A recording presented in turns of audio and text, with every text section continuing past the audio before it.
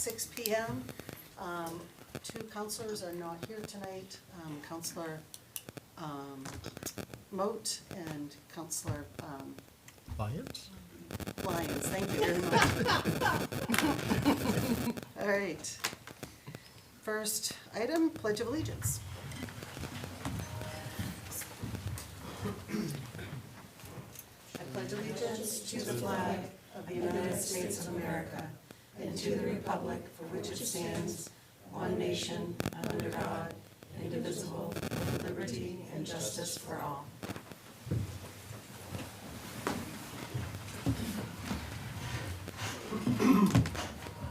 Item number 3, Rules of Order. The Ellsworth City Council operates under Robert's Rules of Order, except for those changes that are made in November of each year at our organizational meeting. Item number 4, adoption of the Ellsworth City Council minutes from the following meeting, May 19th, 2025, regular meeting. Move to accept. Second. Any discussion? All those in favor? Unanimous. Item number 5, presentation of awards. The first award is McKay McLean for 5 years of service. He ain't here, He's not here? All right. but he'll hear about it. Okay. I'll read this. City of Ellsworth proudly presents this certificate of service to Corporal McKay McLean in recognition of 5 years of service in the police department. Your devotion to duty and loyalty to the community have contributed to the improvement of the city of Ellsworth. That's great. Thank you.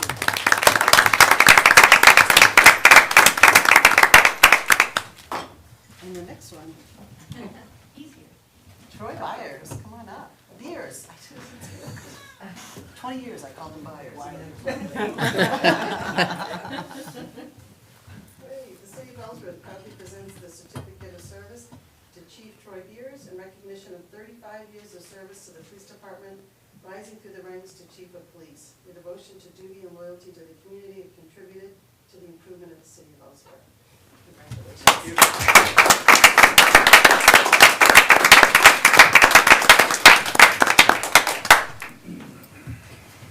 Okay, and the next is the Ellsworth Police Department Main Law Enforcement Accreditation Program, MLEAP 3-year certification award. Someone to speak on that? Hi, Hi. good evening. I was here 3 years ago doing this too, when I was still a police chief. My name is Jim Willis, for those of you who don't know me. I work for a private company now called Dirigo Safety, and I'm here tonight representing the Maine Chiefs of Police Association. We administer their accreditation program that your police department takes part in. Historically, I was fortunate enough to be on the committee that built the program a little over 10 years ago. A group of chiefs worked for 3 or 4 years putting it all together. Since that time, there's 46 agencies in the program right now. I believe 32 of them are currently accredited, and 5, counting yours, have become re-accredited. What does all that mean? Our standards manual has around 165 standards in it, basically items that you have to prove you're doing as you're running your police department. Think evidence room, personnel files, weapons, just soup to nuts. And much of it is policy-based. It ensures that you have the best policies in place to minimize liability for your community and to keep their officers safe. This is a voluntary program. I like to stress that. Nobody makes you do it. And it's really a lot of work. So to have agencies step up as yours has, you guys were among the first in the state. And not the first, but certainly I think in the first 5 or 6. And everyone that's ever started does stay in the program and become reaccredited. And my thanks to the chief and deputy chief, because you have active assessors. This work is all done within our agencies in kind for one another. Nobody's paying anyone to come in and do an assessment. So what that looks like is when you're ready to be assessed, you file an application with me. We have a committee that's made up of 5 chiefs of police, 2 heads of state agencies, and a sheriff. And they look at the application and decide whether or not you can come in the program. Once you're in the program, we use trained assessors that know how to interpret our standards. Ellsworth has 2 assessors on, 2 right on staff. Yep, Sean does it as well as Dave Lord, and they've done quite a few lately. So I'm sending out an email all the time saying, hey, I need some assessors. They answer the call, and in your case, VZ Chief Mark Leonard and the Chief Deputy at Penobscot County Sheriff's Department were the assessors for your most recent one. It went very smooth. They do a really good job. They had it ready for us. Your on-site, the assessment's finished with us coming to your police department and literally inspecting your evidence room, doing a random audit, show us this item, show us that item, and if anything, there are no exceptions in the program. If anything is not in line with those 165 standards, we leave and ask you to fix it and come back, and that certainly didn't happen here. So having said all that, Chief and Deputy Chief, this is a recertification award from the Maine Chiefs of Police Association.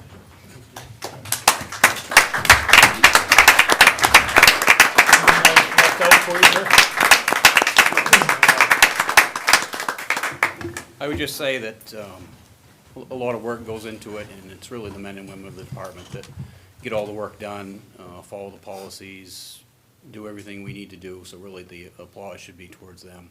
And if you do see them out there, give them a thanks, because they really do work hard for us to be, one of 30 agencies out of over 100 in the state to be able to say that we have this. So, thank you.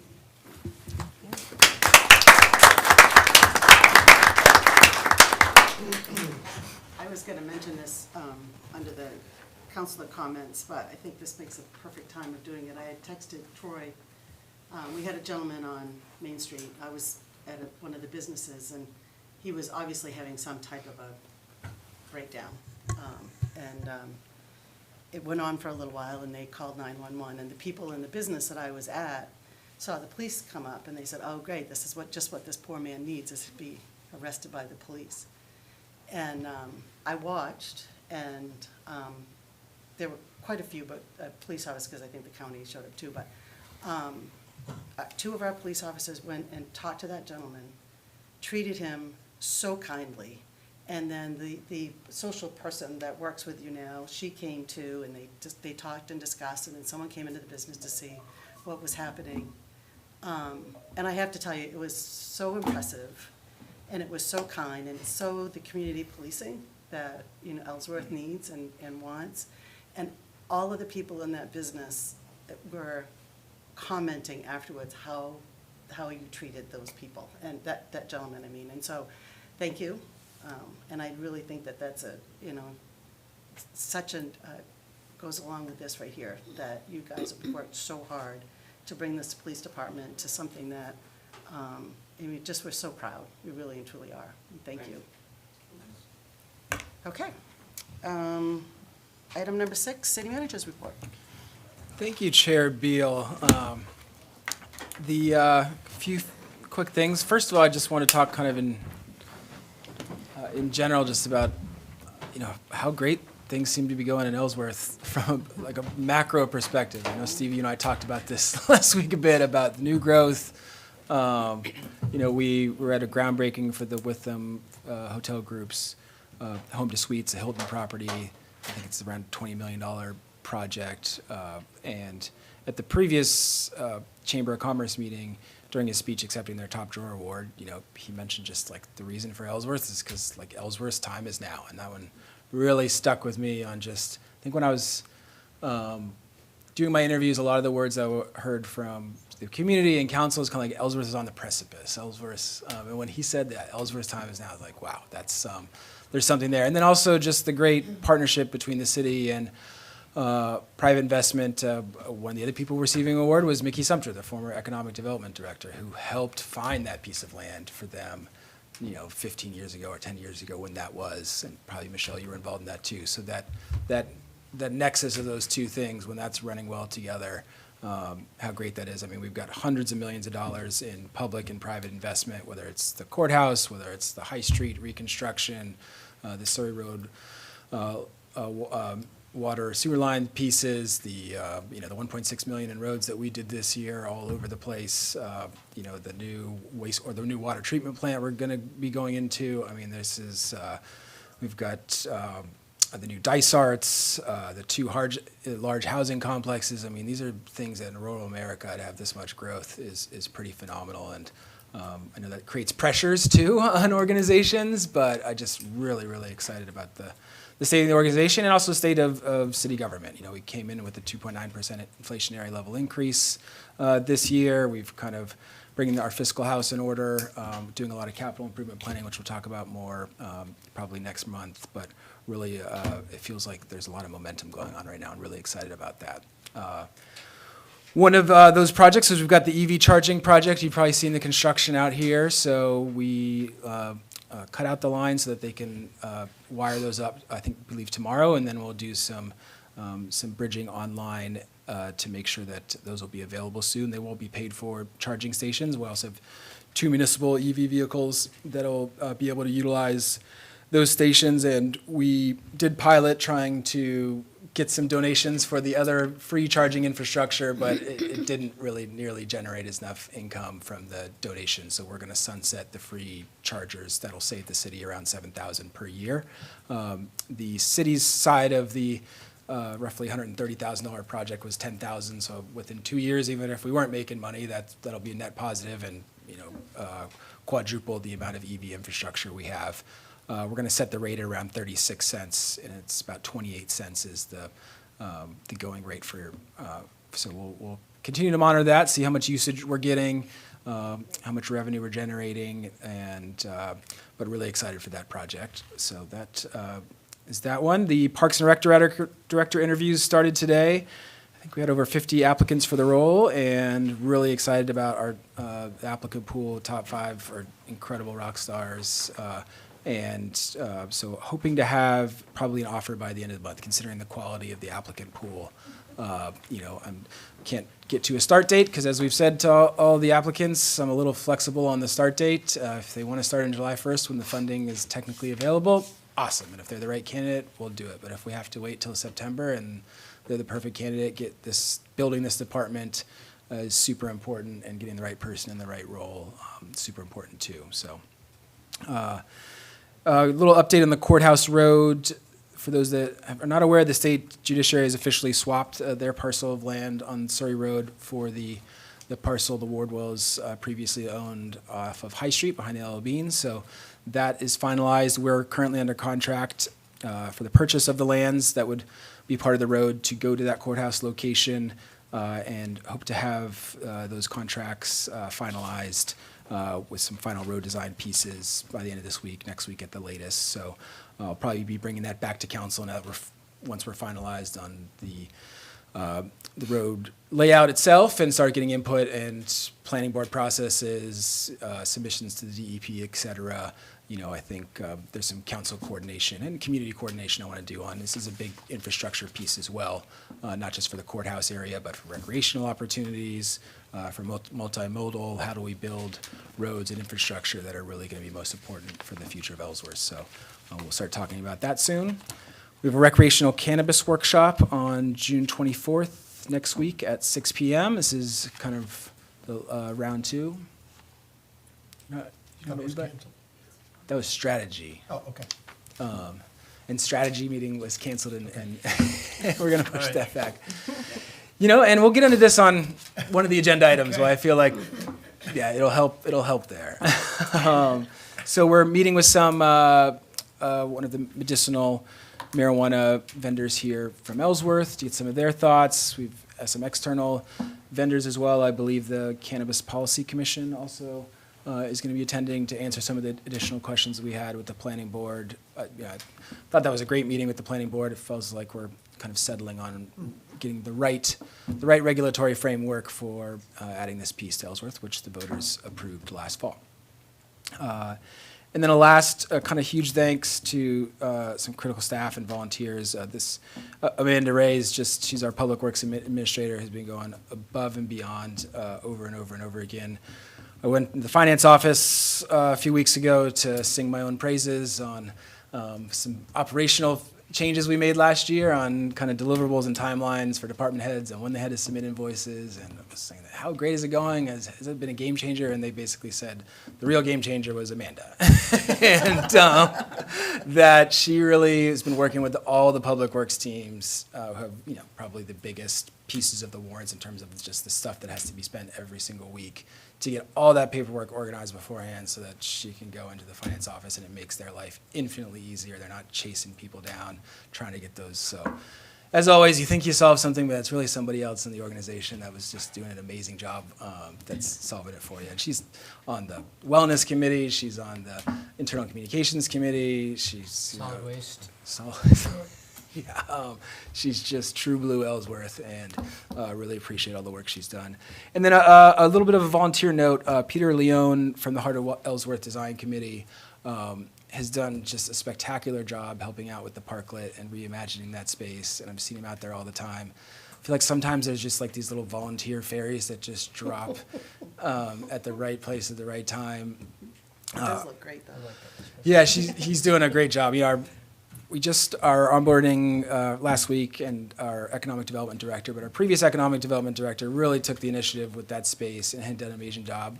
But when she left, it was like, that's another piece. You know, how am I going to find time to do this now? And just Peter just, you know, felt there was a need. To me, those are just why I love Ellsworth. There's so many of those around, and there's actually, another gentleman, is it Bill, who's he came in, they helped mulch one of the islands on High Street. He said, hey, there's got this Parks and Rec director. I've talked to the Elks. I've talked to the Moose lodges. Like, we really want to volunteer and help in the Parks and Rec space and trails and this and let us. And it's just like, hey, this is how did this happen? Like, just such good people here that really want to give back to the city. So big thanks to all our volunteers here in Ellsworth as well.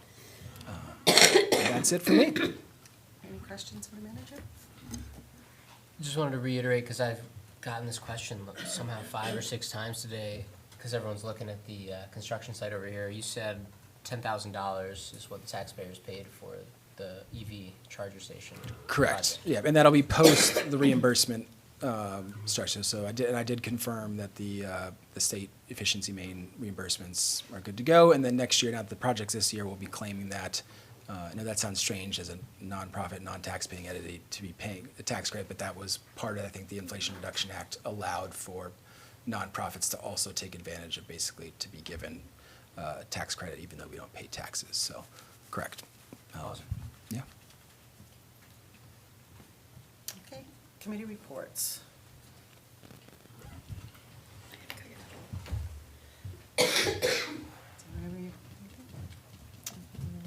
I did attend the Harbor Commission. The harbor's open, boats are in, it looks fabulous. And thank you to the city for the paving and all of the trees that were put in. It looks fantastic. And the lupin are blooming right now too, so it looks extra pretty.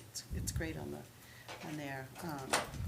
I think everything, Sarah, nothing really came up other than just kind of an update of everything that had happened so far, and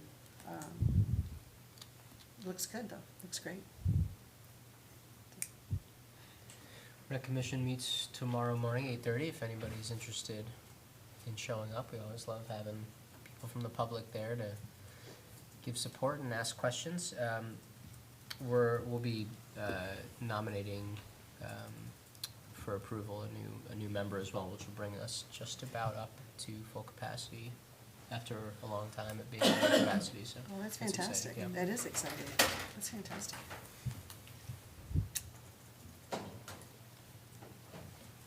Anyone else? Okay, we'll move on to citizen comments. This is the portion of the agenda where we invite people to come to the podium to talk about anything that isn't on the agenda. If it's on the agenda, we just ask that you wait until the agenda item is discussed. And we do ask that you keep the comments to 3 minutes. Is there anyone that would like to speak tonight? No? Okay. Number 9, council comments. Does council have anything they would like to bring up or speak on? Steve? I am gonna put this in as polite a terms as possible. I've received several calls in the 4 years that I've been here about the Oak Street Lake. And I have heard many times that the road is gonna be rebuilt and we're gonna fix this and we're gonna fix that. And I don't know what the truth is, and I know there's been many attempts to fix that lake at the intersection of Park and Oak Street. And it seems like we come up short each time. And wondering if there could be some information of, I keep hearing this, and Charlie, you may have a better idea of this. When exactly is the state going to redo that section? It keeps getting pushed out and pushed out. And I'm wondering if the city shouldn't grab the bull by the horns and put a pipe across that road and stop flooding out everybody's basements. I think they've gotten better at it, but it's consistent. It seems like it needs a different plan than I've heard about in the 4 years that I've been here. I think it gets better each time, but boy, it seems to be there after every rain. And I can't imagine that it would be a whole lot to do some sort of better repair prior to the state doing the road. If we've got time to put the infrastructure into the courthouse on High Street, and we've got time to do that type of stuff, I would think that we could at least look at doing a real fix, not a Band-Aid repair, to that problem, before we face another winter of icy roads and people, staff trying to pump it with pumps and all of that. There's gotta be a better repair. I'm not sure that I have the answer for that, but someone must. And it's an old problem, and I think it's time that we tackled that problem. Everybody in Ellsworth, whether they're going through or live here, know about that big problem. And someday there's gonna be a tragic accident there. And I think it warrants addressing it before another cold season comes. Yeah, let me get a little more details. I hate to shoot fully from the hip on this one, but I talked about it actually in March on 97.7. To your point, Steve, yep, I've got requests on it, what's going on there. And I think that was around the time when the funding was a little bit up in the air on if it would be, I think Sarah checked in on it, yep. So she's got a little bit of a cold, so I'll warn you all that. Yeah, you'll have to excuse my voice, I'm sorry. Sarah Devlin, Deputy City Manager. So, as of right now, the PE, preliminary engineering, for that reconstruction is in DOT there. It's like a 2-year preliminary engineering schedule. So, once that's done, then it does move forward for discretionary funding through Congress. But I believe Public Works has gone out and done a spot repair in the worst section. I don't know, I think they can do more maybe, but they've already gone out and done this season, like just in the last couple weeks, a spot repair in the worst section. But I can contact DOT and find out where they're at on the engineering. The other option would be to do a 50-50 municipal partnership agreement with DOT. That would be our other Something's gotta be option. done, because what you're saying is another 3 years down the road. Oh, at least, yeah. Okay. So something, Ellsworth's For a gonna full, take- for a full reconstruction Right. of the road, for a full We've got to tend fix. to this problem. Yep. That it's a problem for everyone driving through the throughway in Ellsworth, on a winter cold day or a rainy day. Yep. Isn't that part of the Stormwater management. stormwater management? Because Wood and Curran had come, and we've got a lot of the money, because we've received several. this was close. I thought we were very close on this piece, because the problem isn't as much the pipe across the road. There's no, we don't have enough pipe, or big enough pipe, and there's crushed pipes that can't get it to the river. So that's part of the problem. And I thought that we were very close the last time that Woodard and Curran came and talked to the council And they about that, just- because we had like 90% of the money or something. And let me get an update I'll bring in, because Yeah. what I brought up was, Brian Moon, before I went on the radio, I had him give me an explanation to your point, Michelle. It's clay pipe, but it's basically, it exits out with a 4-foot diameter, really needs 6 foot, because the way that, they're hoping that once the vac truck's here, we can actually blow out some lines a little better. They have done a repair, I guess it started to collapse really in full last April. The clay pipes are full of mud, rocks and sticks. but it also, like, the route that it takes is complicated. It goes through a fair amount of private owners, Backfields. backfields, and so there may be some easement pieces, and they had some spring work that they were doing, and I think some of that might have already been done. But let me put a pin on it, Steve, and then let me bring the experts in and kind of talk a little more about what's been done. Something needs to be done different than has been done. I'm not saying people haven't tried, but the results have been dismal. And, Yep. We can't continue to build an ice pond every year there. Thank you. Sure. It would be, I agree with you, maybe it would be great for the July meeting if we could get it, not a full-blown Woodard and Curran presentation, because they've given it to us twice, but maybe an update on where we are and the timing of that.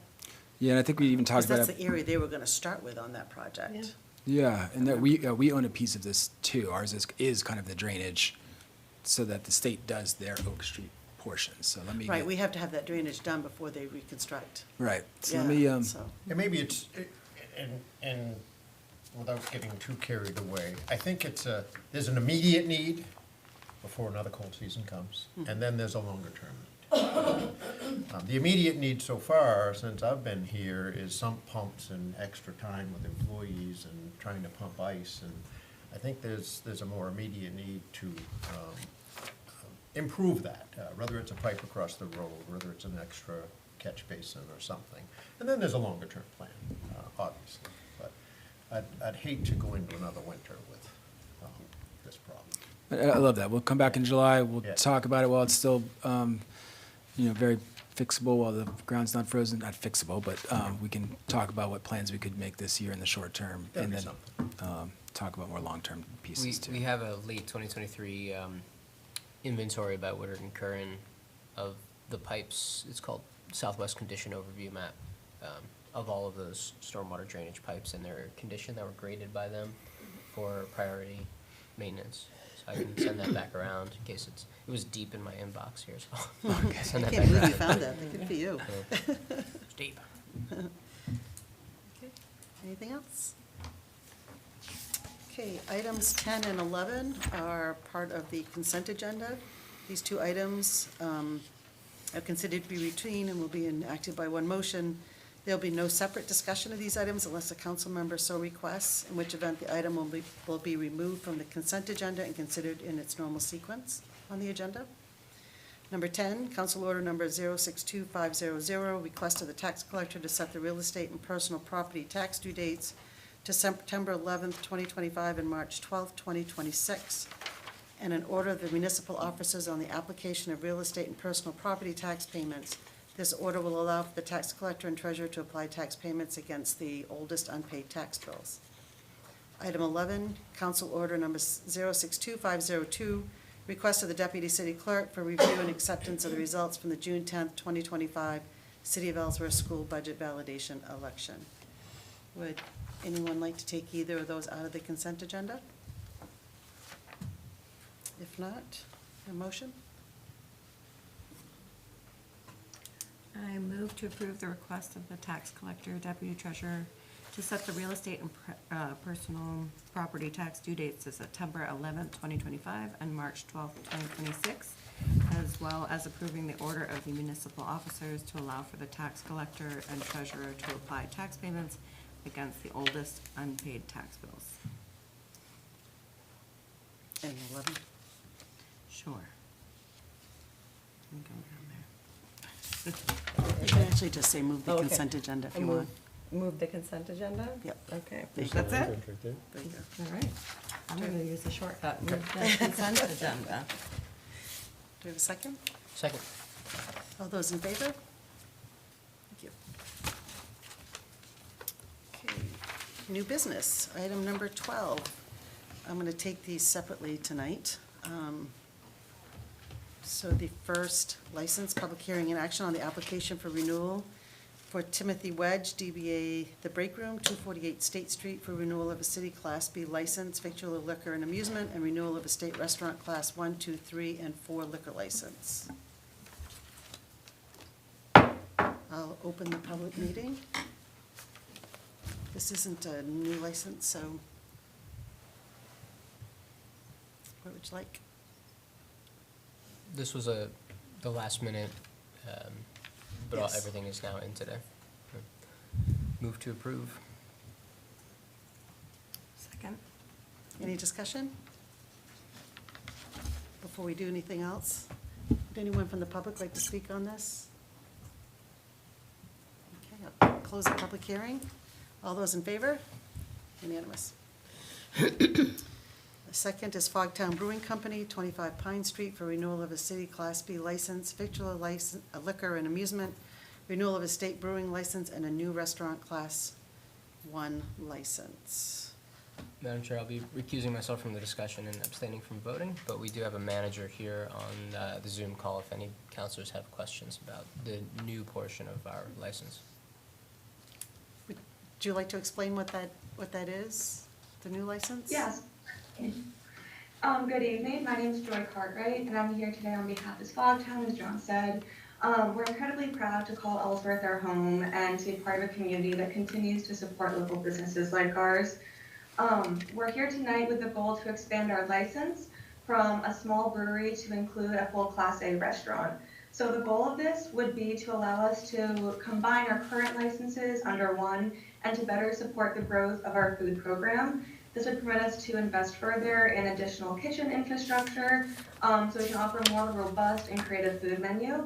As part of this upgrade, we'd also be permitted to serve limited craft cocktails made with small batch spirits alongside our existing beer, cider, and wine selection.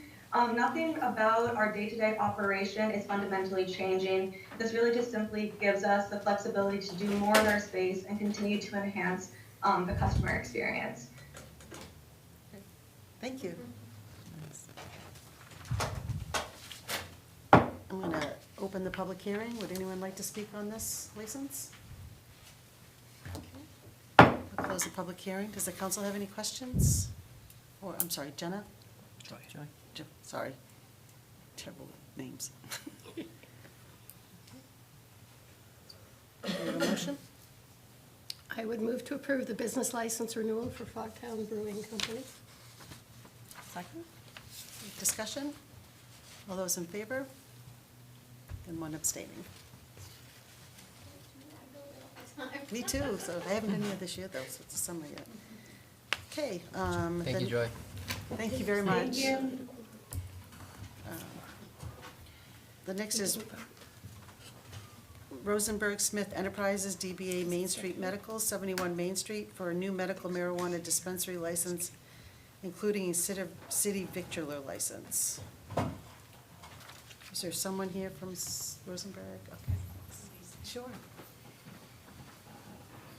Hi, thank you for having me. My name is Robin Lawler. I'm the owner of Main Street Medical. Been in business since 2017, but OCP, Office of Cannabis Policy, has asked to change my classification, I think, is why I'm here.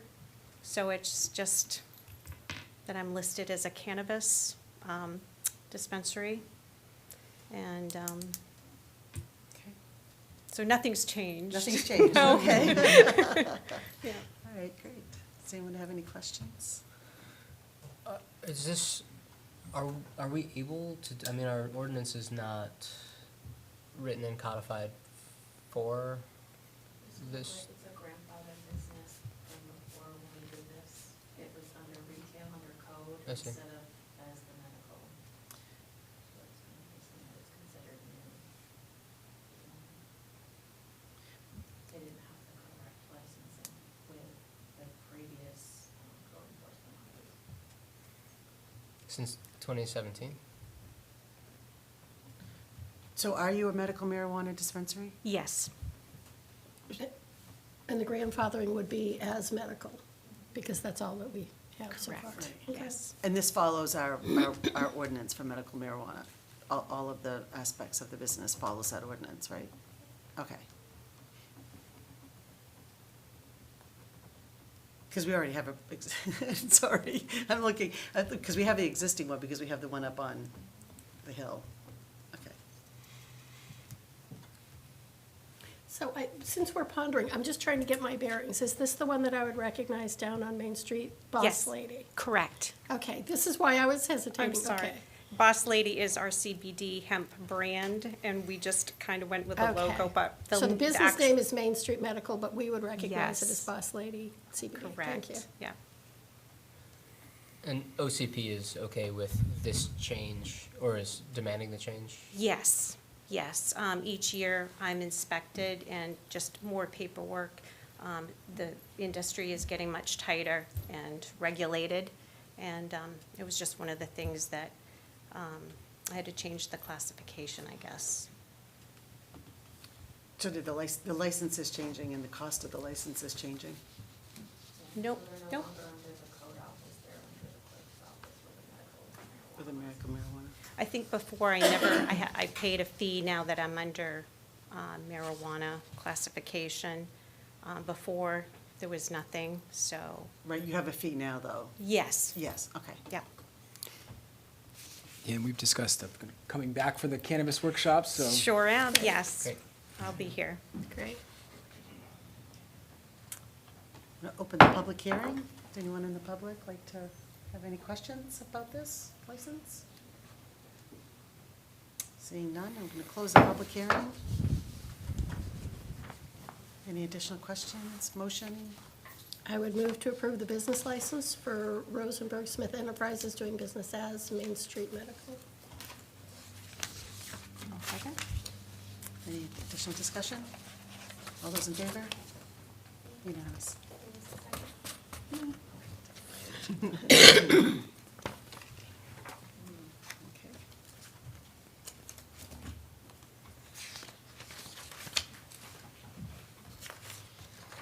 Okay, item number 13, Council Order 062503, presentation from the tax collector on tax acquired properties,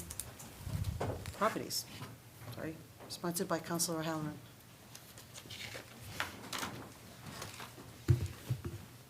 Good evening. Sue McLean, tax collector. So you should have in your packet all kinds of information from me, probably more than you need or want. But Councilor O'Halloran had asked to have a discussion on 16 Fifth Street, along with other foreclosed properties that we may have that we can put out for sale. Could I speak about this before we get Yeah, carried sure. away? Yeah. Since I sponsored it. Yeah. What's driving this was many different conversations that we've had, and I'm anxious to hear, but what's driving it is the anger that I carry with the city selling a property and keeping a homeowner's equity. And so I'd like to hear the process. That's why I'd like to revisit that. It's something that really bothers me that we kept their equity. And so to hear the whole process is great. And hopefully we don't have many of these to go through. So I guess I'm not really sure what process you're asking for, because I did put in the process of how this particular account was handled, every step. Are you asking about the foreclosure process? I'd like to hear the process that you go through for, just so the public could hear it. And ultimately, I'm just upset that we kept this poor family's equity from the sale. And ultimately, I would like to find a way to give them their equity. Now, that's not going to happen in this, but to hear your process of what went through, I think is important for everybody. So you want the process that we go through now, or the process that we went through before the Supreme Court? I'd like to hear the process that we went through on the Kerry Karst property, that I'd like to, for the record. So you want me to read Hear the down whole through thing. this? That's Is right. that what you're Yep. asking? Okay. And I love this work you've done. I think it's important, but it's driven from that piece of keeping somebody's equity. But It's- hearing the process, I think, is helpful. It's fine. It's fine. So on this particular account, on May 8th, 2019. There's a lot to read here, I just want to warn you. But Can you just do the process, though, because there's the lien process, the foreclosure process, the notice process. I don't think you need to read that, the full thing, the yeah, full thing, yeah. because it's a flow. Right, so we initially, we do a 30-day notice, which is, we put that out there basically to say, you have 30 days to make the tax payment, or there's, a lien will be registered with Hancock County Registry. So then after that, it goes, once a lien is posted, it goes 18 months. 18 months after that, we do what's called a 45 30-day notice. And generally, that's like right around the 17th month after. And that goes out certified mail. And it is telling them, again, that their bill still isn't paid, and it's a good chance it's gonna be foreclosed on and sold if they can't make that payment, but it also gives them a blurb on there, call us, get in touch with us. If there's any way we can help you, we're gonna. There are options available, and we make that clear even when we're doing the initial 30-day notice. And then if that doesn't get paid, then it forecloses. And during this process, we send copies to anybody that has an interest in the property, any mortgage, any additional people named on the deed that may not actually be assessed, but they do have an interest. And then we send, once it forecloses, we send a redemption letter again to these people, giving them another 30 days. And telling them at that point, though, it's not just that 1 year's taxes. It's everything from that point to current that needs to be paid. Again, I will try and work with people if they want to come forward, want to work with me. I can't call everybody and say, this is what I'm going to do for you today, unfortunately. But we do get people that call, and I do work with them. When you say you work with them, do you have a very specific policy, like, things that you will offer for them? We Or is do it case by have, case? there are some things through the state. There are some things that can come to the council, if there's a hardship within the family, financial hardship, they can apply for a abatement.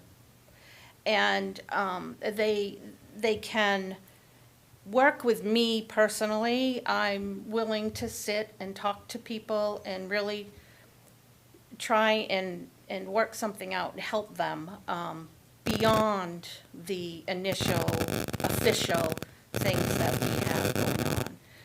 Or that are available to them. But it's not uncommon for me to mail out 3 or 4 different types of applications to people to try and make sure they have all the information available to them and every option that they can utilize. I will say that generally, if there's a mortgage involved, they'll come through at the end, at the last minute, and they'll pay it. So that doesn't tend to go to foreclosure. The bank, you mean? The bank will pay it if there's a mortgage, and then I assume that they will contact the owner and say, now you owe us this money, but I don't know how they work that, but we do a lot of times get payments from banks, like I said, at the very last minute. So can I just ask you to back up and remind me, what prompts the 30-day notice being mailed at the beginning? How overdue are they? It sounds like it's 1 year's taxes will prompt that. You have up to, you have a certain amount of, the state tells you what time period liens can go out.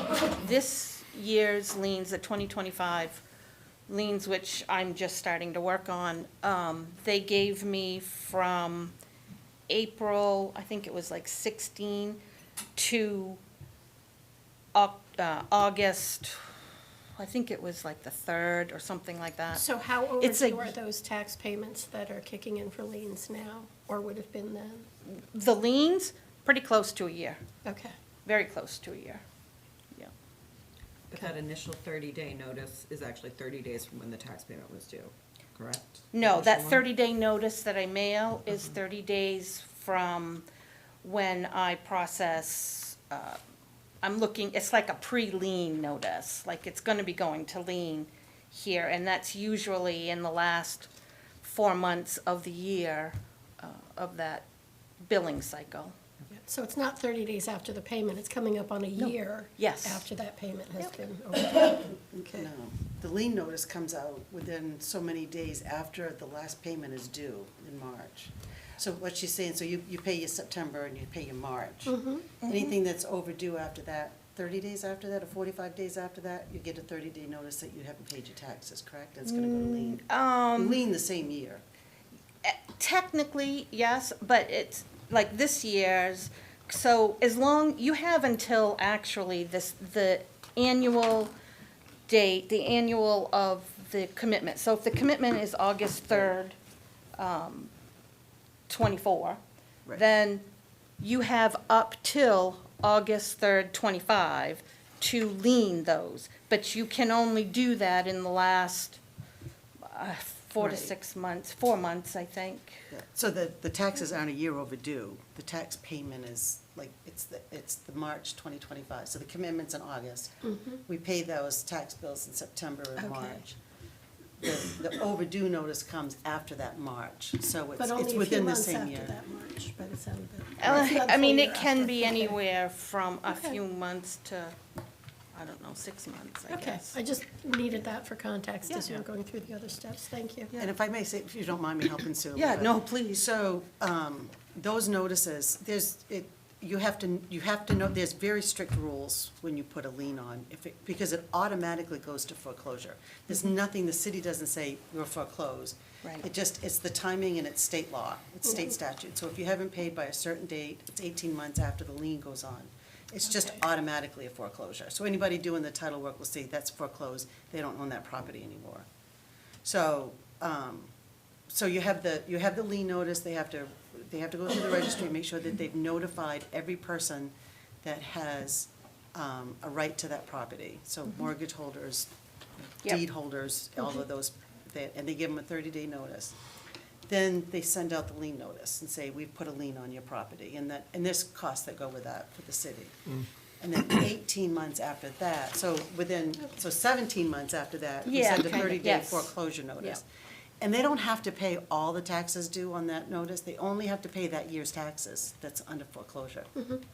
So it's not until after it Right. forecloses, then Sue sends out yet another notice. And in the meantime, I've talked with Sue about this, Sue sends out when it's getting close, she's sending notices all the time, please come in, this is gonna happen, please come in. And she does work with them, and there are ways of doing it. So by the time a property is foreclosed and we're ready to sell it, that person has had probably 6 or 7 notices that that property is foreclosed and going to be sold. Yeah. So it's no surprise. And if it is a surprise and they haven't received it, then that's a whole different, it's because Right. they haven't given the tax bills haven't been going to the right place. Right. Because- Generally, those situations that people have just left, they've left, they've moved away from the And they just left property, the and, property. and we don't know that. And besides all of that, I spend a lot of time, anything that comes back, that gets returned as undeliverable, I do quite a bit of research on trying to find a current address. It's not uncommon for me to send the same notice out 3 or 4 times to the same person at 4 different addresses, because it just keeps coming back. And I do keep track of that. I do the best that I can to find them, but some people, they just don't want the responsibility, I guess, anymore, and they just up and go. But I do what I can to find them. So that's that's that process. And we aren't really super quick to put something up for sale. I think we used to be before me, but I think one of the things that we ran into a couple of times recently was, it's okay, was we sold properties by sealed bid, which is generally how it would happen. And this would be maybe 2 or 3 years down the road, but the prior owners came back and wanted the property back. And it went to court. And one of them, I know, they got the property back. The other, I can't remember off the top of my head. But,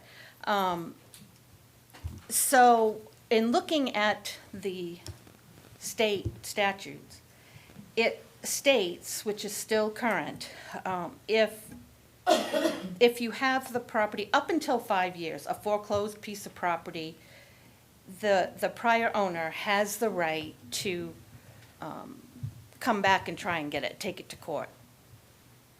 And it's considered foreclosed, tax acquired. But 5 years and older, once it hits that mark, then it's considered city-owned property, and they can't, technically, they can't come back and try and get the property. So that is the reason we haven't sold a lot, because we got burned by those two. We ended up spending a lot in legal fees on those.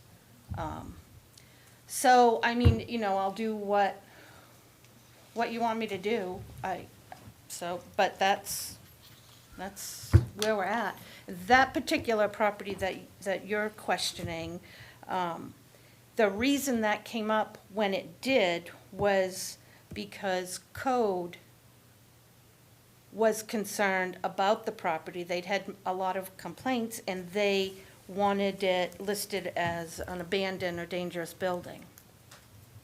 So during that process, where it had come to the council a couple of times, I think, for that, it was decided that we would try and sell it, try and get rid of it. So we put it out to sealed bid, and partly because someone had come forward and said, once they saw the meeting that, the council meeting where it was, they wanted to label it as being abandoned, he came forward and wanted to buy the property. And we can't just do that. So we did, it was agreed to do a sealed bid and put it out there. And then, when the bids came back, they were refused, all of them. And we didn't feel right putting it back out to bid, because now everybody knew what the highest bid was at that point. And so that's when it went to auction after that. And that's how we got to where we are today. If I could, Yeah. if I could speak to that just a moment. Yeah. Can I just explain one more thing, though, just to add to that before you do? So this whole process that we have is run by state law, and actually we also, the sale of the property is our ordinance. So if we do want to change how we handle sales, we have to change our ordinance in order to do that. Yeah. I also, we did used to sell them right off. Yeah. And the reason for that was liability reasons for the city, because they're ours. And now you up to 5 years. But it's not like, you can't just come back and say, I want that property and it's been foreclosed. You have to prove that that lien process was done. There's some mistake was made in that lien process. Yeah. That's the only way you can get it. And then that's limited to 5 years. So you Right. can't just, someone can't say, well, they foreclosed on my property and I want it back now. Right. They have to go to court and prove that the clerk's office did something wrong, which is again why we go through so much to make sure Yeah. that we don't make mistakes and that they don't go to foreclosure, because nobody wants to deal with No. those. It's awful for the city to have these foreclosed. It really is not something that we like to do. No, And Sue does a fabulous job Thank you. of making sure that we don't go to foreclosure unless it's absolutely necessary. So Yeah, we don't have any choice. Right, I really try and take advantage of everything I can to avoid it. I can't tell you how many times I brought people into my office just to sit and explain their situation and really try and come up with answers for them and help for them. I don't want to foreclose on anybody. No, of course you don't. And then my last thing, and I'm sorry, Steve, Yeah, and I'm that's done, fine. then I'm That's done, I fine. promise. No. So the other thing is too, and I know that the Supreme Court says now that we have to give the proceeds, but these are also can be very expensive when we have a foreclosure, because we have to take care of that property. We have one that we help the person, through what we call a repick, Yeah, to stay in right. his trailer. He passed away, now it's our responsibility to get rid of the property because it's ours. That happens quite a bit. When we foreclose, especially abandoned property, the city has to take care of it, and it costs the city money to be able to do that, and we've lost the taxes and the money. So that's really where that used to Yeah. go to, and it was never an awful lot of money, until, property just suddenly got so expensive after COVID, but Right. that's the other reason that we had that money, and we wanted to have the sale be more than the price of the taxes, because we also have to have the price of taking care of that property until it's the sale. So, all Right. right, Steve, I'm sorry. No, I you're just wanted to fine, finish you're help fine. Sue with the I think, explanation. Sue, I don't think, I'm glad to hear the process, and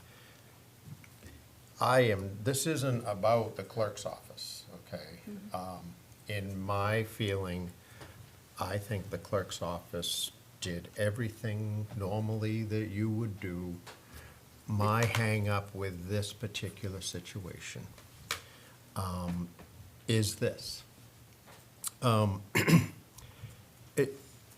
sure you had a hard time getting a hold of the person, the owner, because I had a hard time finding them too. And I knocked on a few doors Right. before I finally found them. And I did though, and yeah, I I'm did sure you talk did. to them a couple of times. I'm sure you did. And in this case, the people they had no beefs whatsoever. You followed protocol. There's nothing wrong with anything that you did, and I'm sure, knowing your compassion, that short of taking money out of your own paycheck, I'm sure you do everything you can. My hang-up with this case, and I would like to further discuss this particular case, because it was during COVID, and registered mail was coming back signed by the postmaster. And so we don't know what they knew and what they didn't know. They must have known they owed the taxes. And they're not upset that the city did what they had to do, sold the property. My hang-up with it, and I want the city to find a way to make this right. My hang-up immediately was, and I'm gonna use round numbers, that the city sold it for 150 grand, netted after the auction 135, a little different than your numbers, Yeah, but that's- it's a round number. And the city was due almost 20. It was under 10, and then you add the fees and the 10% and all of this stuff.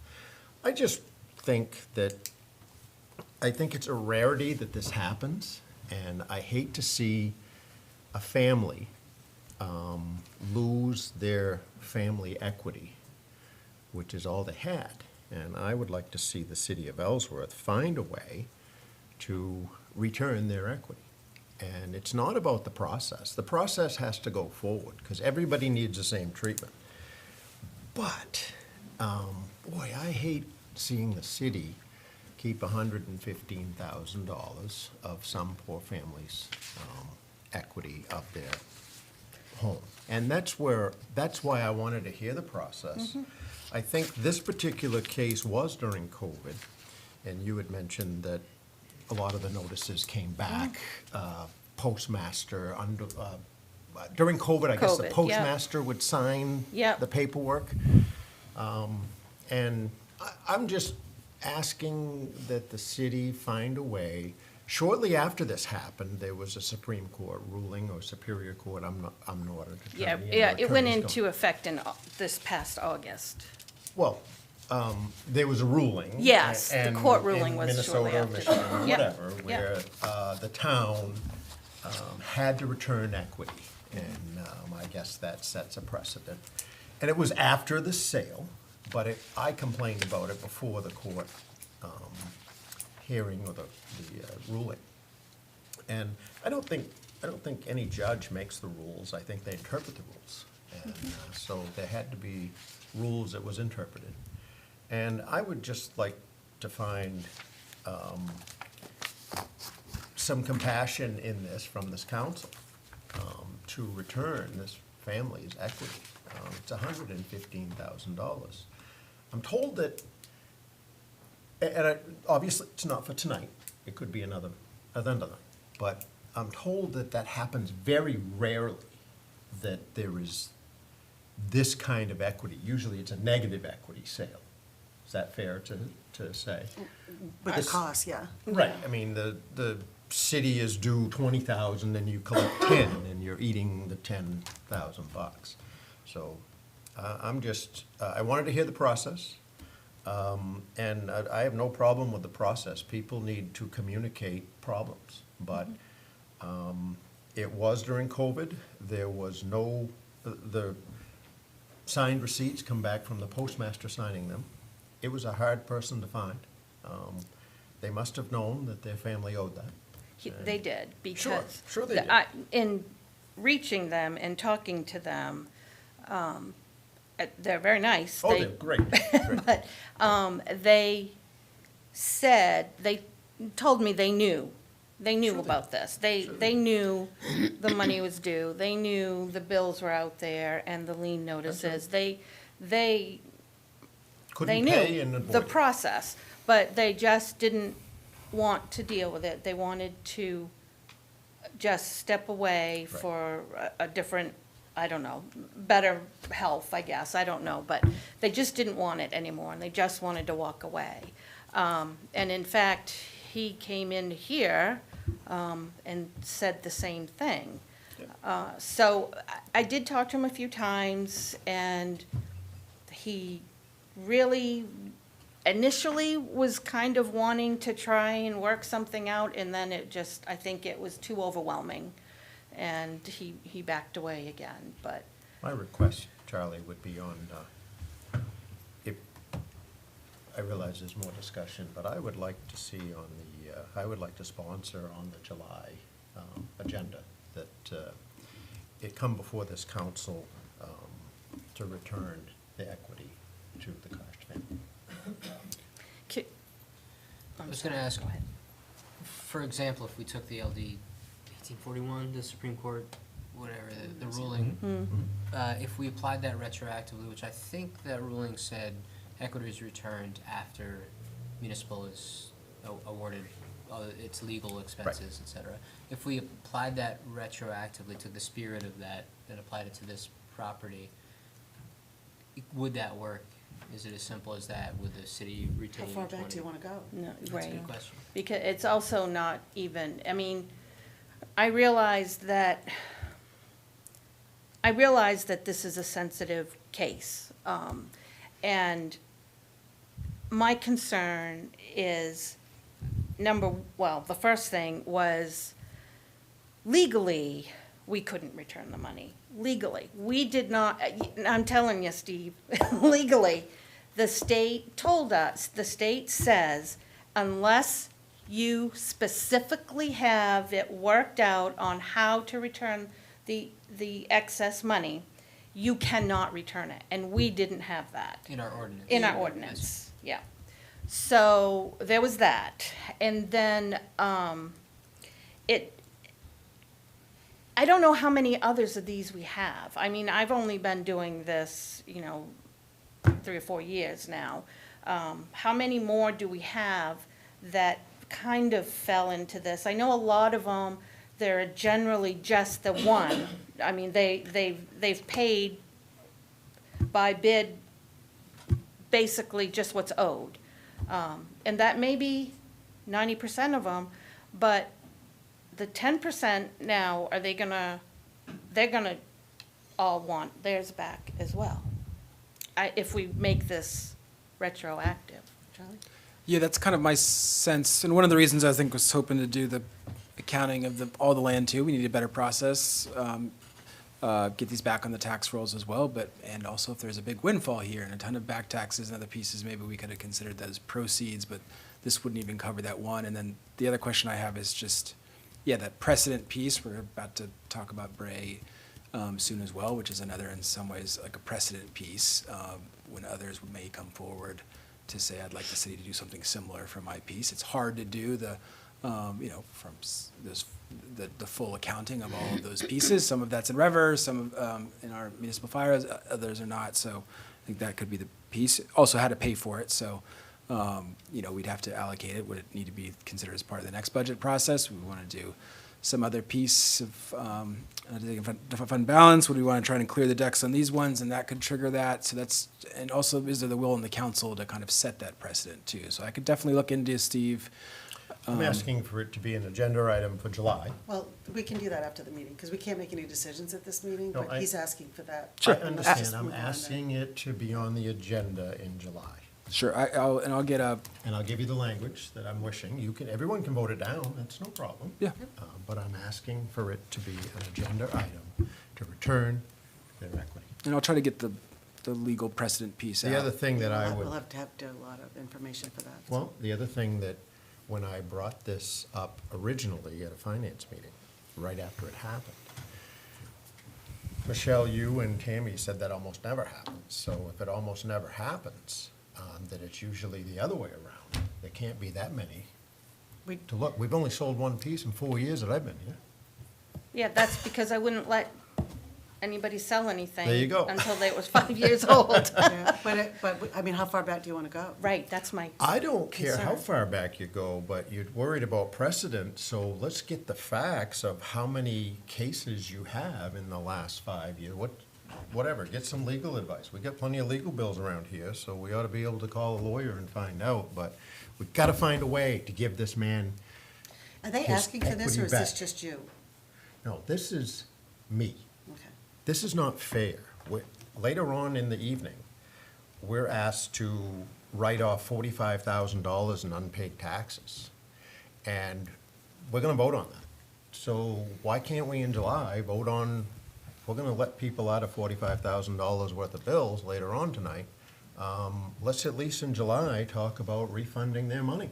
Okay, why don't we just move this discussion to July, if that's okay with everyone? And Sure. we I can think get a there's little public more- comment. And, Is this public open to discussion? sure, Thank you, Sue.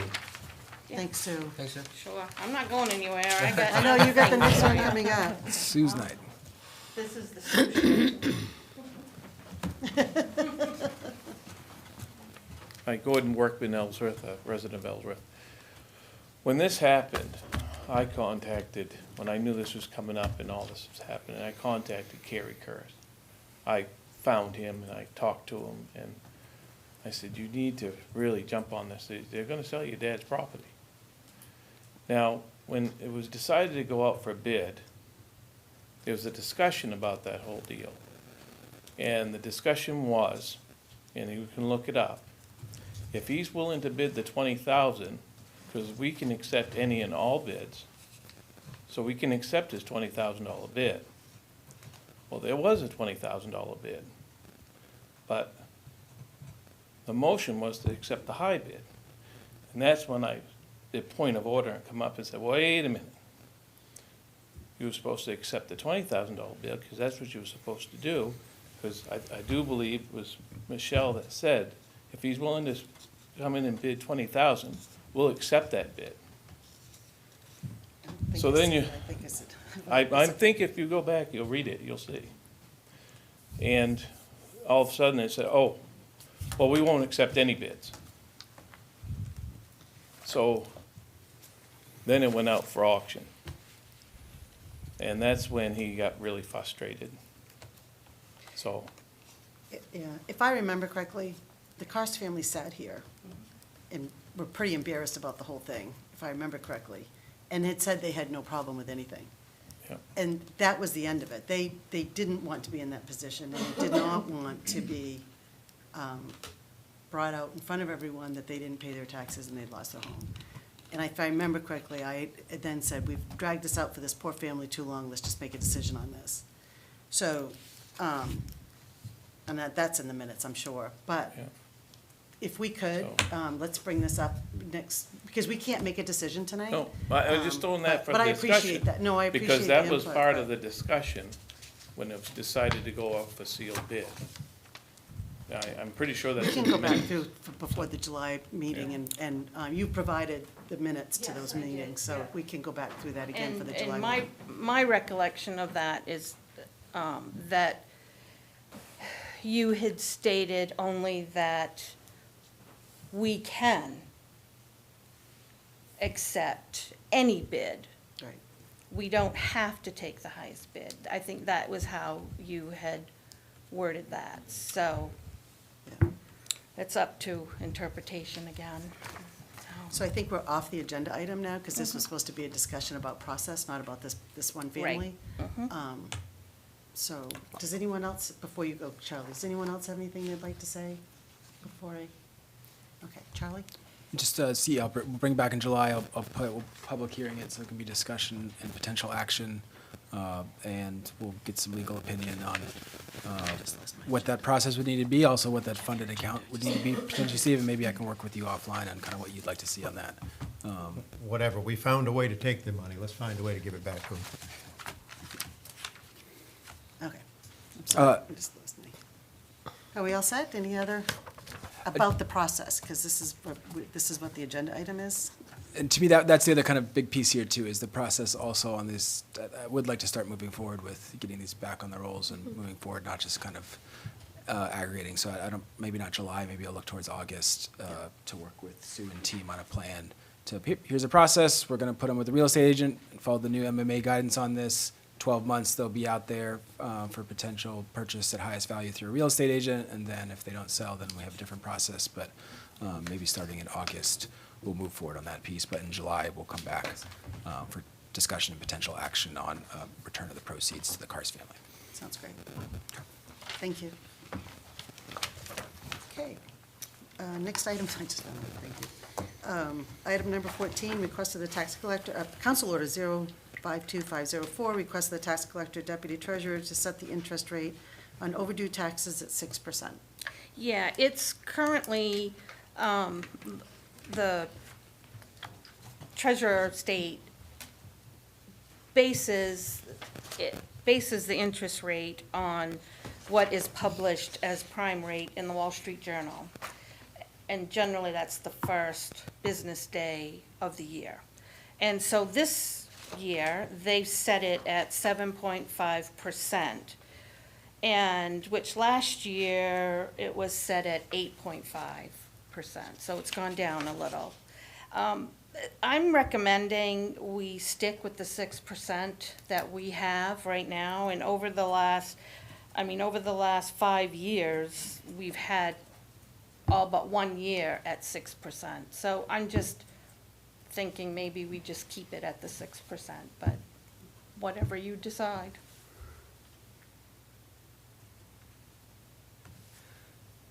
Do you have a ballpark of how much total interest is collected on overdue?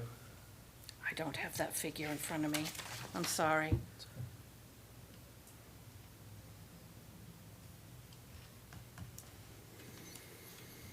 It's a line item in our budget, isn't it? Think so, It's but a I don't revenue have it line in item. front of me. I wouldn't can't dare remember either. I guess. remember seeing it, that's why I'm like, I think I saw I've it. spent so much time on all these other And it's very much amounts. appreciated too, because really haven't had information ahead of time. Yeah. I was expecting the voice of Nate to come forward. I know. Yeah, I was kind of hoping. Nate, Sorry, I don't have the number in front of me. I can look for it. do you know how much was budgeted for the 2025? I can look really quick. Thanks. I didn't even think to grab that. So I have a question while he's looking up that number. There are two scenarios that I can see. One is people have overdue taxes because they're struggling, and 6% is a reasonable figure to at least cover our costs because we don't have that money. The other is people who are very smart and strategic and realize that they could pay 18% on a credit card for what they owe there, or just 6% for the taxes, and that they can play the numbers and know which one makes better financial sense for them, in which case we're a low-cost debt versus higher-cost debt. And so I don't know how to juggle that with trying to help people who are struggling versus not offer a 6% loan for people who don't want to pay their taxes until the last minute. What is your sense of, do you have a sense of what we deal with the short-term liabilities of folks who are really struggling? Because we don't need to add to that burden for them if that's the situation. I don't think the interest rate comes into play within their minds. We have always tried to be about generally 2 points below what the prime rate is, or that the treasurer of the state tells us is the highest rate we can go. We try and stay 2 below, and that in order to help where we can. I was going to say, so that's based on the assumption that Yes. people aren't paying their taxes truly Right. because they're struggling. Right. Not because they Exactly. figured out how to. Right. I mean, balance there are that. some, there are some, but for the most part, it's a way to try and help them. Instead of, last year, instead of charging 8.5%, we kept it at 6, and we always try to stay at least as low as we can really financially go. Budget 85,000 this year. 85? That's Yes. what we budgeted? And that's interest on unpaid taxes? And that goes on to the lien too, right? Yes. So that goes all the way through for the year, for those that go on lien. On the city side, I'm sure there's an expense to delinquent late payments. You have to mail postages, spend yeah. time. Yep, there is, between just employee time and actual costs that, like postage and certified mailings and all of that. Probably not $85,000 a year worth, or maybe. Maybe next year, because we now have to not only send everything certified mail, we have to also send a copy regular mail. So for everything that we send out, and within this, the liens, whatever, we now have to do 2 mailings for that one thing. So it's gonna go up. Do we get to add the cost to the lien? We're gonna. I think the other question, I guess, is if the city doesn't have this money, we pay interest on money we borrow. That's another thing we're gonna vote on tonight. I believe the interest rate we pay is below the 6%. That's what it's an agenda item here. Like, if the city is paying 10% because we don't have the money enough to borrow it, but we're only asking 6%. Oh, the tan you're talking Oh, about? yes. Oh, okay, Yeah. yep. Right, and that's below 6% if I'm remembering right. So we're not in the situation where everyone else in Ellsworth is paying a higher interest rate because we don't have, Right, that exactly. portion. Yep. Okay. I can't remember, what is the interest rate on the tan? 4.95? Seems reasonable to pass that along, plus whatever added costs Yeah. of tracking down those payments, and maybe that's 6%. Exactly, who knows? I think with that and with the conversation, I'd be comfortable with 6%. If anyone was looking for a motion, I would feel comfortable moving to approve the request of the tax collector, deputy treasurer to set the interest rate on overdue taxes at 6%. Second. Any discussion? All those in favor? We appreciate your work on that, Sue, and the context for it. Thank you. Thank you. Good discussion. It it was a good discussion. I hadn't really thought about the tan. That was good. Fancy. That was good. Summertime, good for tan. Council order number 062505, request the tax collector to write off the past due personal property tax, property accounts that are deemed uncollectible. Yeah, these are accounts that they're, I believe they're 6 years past due or more. And I have been working at these accounts since I took over here. And these are accounts I cannot get anything out of. I can't find most of them. Everything comes back to me. They're so old that sometimes I'll reach somebody and they won't even know what I'm talking about. I mean, they're not active accounts anymore, but these are old balances that just were never paid. And I can't do anything about it, so. So a little clarification. So the lien process for personal property there is no lien process. Right. The only way you can collect personal property is to take them to small claims. And so, or like what Sue's been doing here again, is just tracking them down and trying to get them to pay. But if they don't pay, and then if you take them to small claims and they still don't pay, there's nothing you can do. There's no lien process whatsoever. Right, and it adds up, the money for the small claims process is just getting added on top of it, and it's just, we're spending more money on these accounts than we should. Yeah. I have a question as we're heading in this direction. I recognize the name GM Pollock and Sons, and that's $6,000. Do they not exist anymore? Did they go I don't out of think they business? do, because I cannot track them down. Yeah. I believe my first engagement ring might have come from there. And then Coastal Mine Med did Tech. too, actually. Flashback. Coastal Med Tech, Yeah, Coastal Med Tech that's a lot of money. is not the same owner as Coastal Med Tech now. This in here is a prior owner, and the current owners they paid up, they're fine.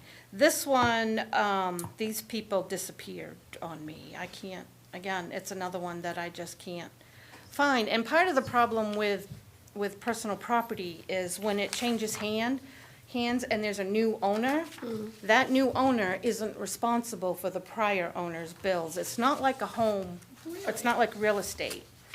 In fact, I dealt with one this morning, and you have to go, I don't want to say go after them, because that's not what I do, but you have to reach out to the prior owners and find them and really work with them to get any kind of payment. And these are all ones that I can't, they either don't exist or I can't get anything out of them. Good.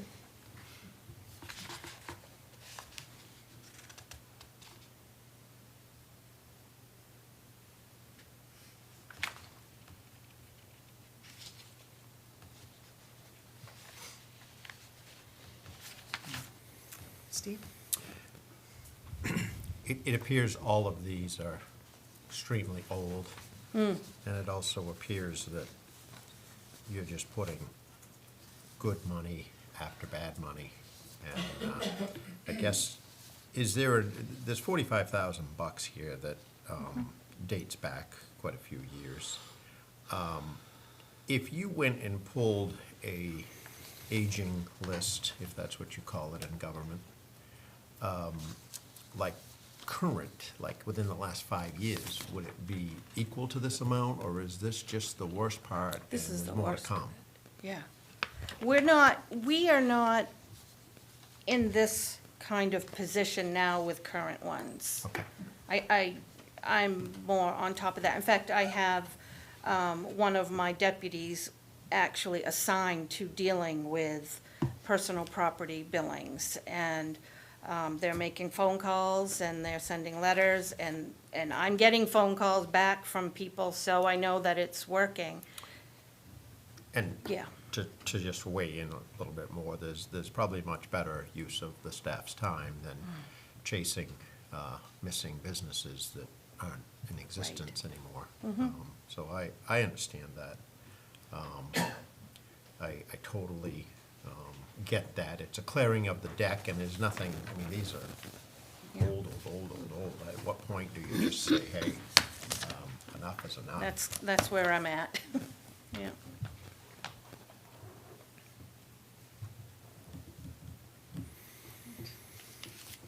Did anyone from the public want to talk on this?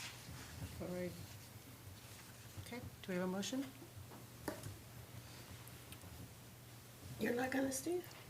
I don't do motions. I would like to I ask a thought question. this might be the one. This might be the No, one. no. If I may, though, is this a good time just to float this idea? It doesn't need to be discussed, obviously, but we're talking about the people that aren't paying their commitments and you have no recourse. Is there any incentive somewhere in our system for people that are habitually on time paying?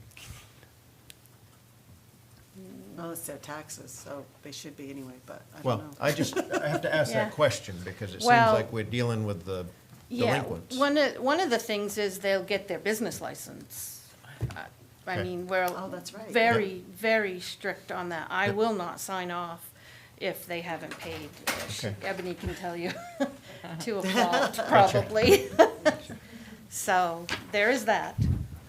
Is there also the state, the BET, BETR reimbursement? Does this factor into this list? If they're in communication, they can submit for. Yeah, Larry, the assessor sends out letters every year to all the businesses, and he gets quite a few back. I don't know, I couldn't tell you exactly, but there are cases where that's really helped tremendously for them.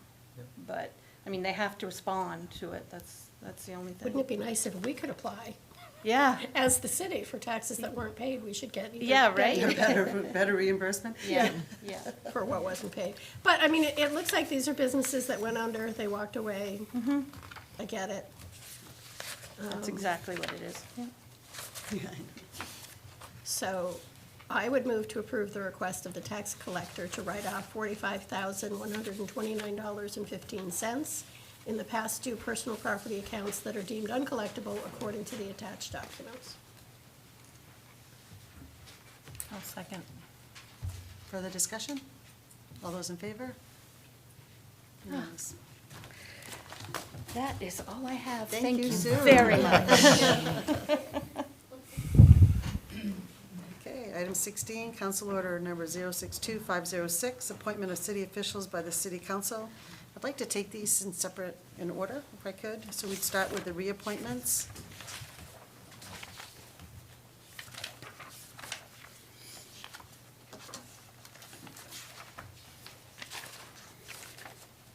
I think we have the list here. Charlie, did you want to explain any of this, or are we all set? No, we're all good with the reappointments.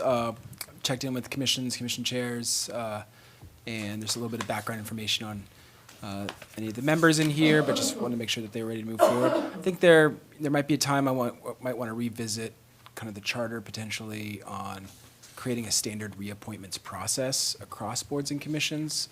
It's kind of in each individual one and how that process goes forward. I think it could also be part of, I've looked at other city and towns have a process where there's like a HR subcommittee of the city council that sort of reviews them moving forward, just to get a little more standardized with our growing boards and commissions processes and how the council feels connected to those pieces. I know we have individual council members on that area, but just to be a little more formalized with that process, and maybe potentially the staff process too, but to have it kind of consistent across the board. But I also feel like that'll be a little bit more in the strategic organizational planning we start doing, so.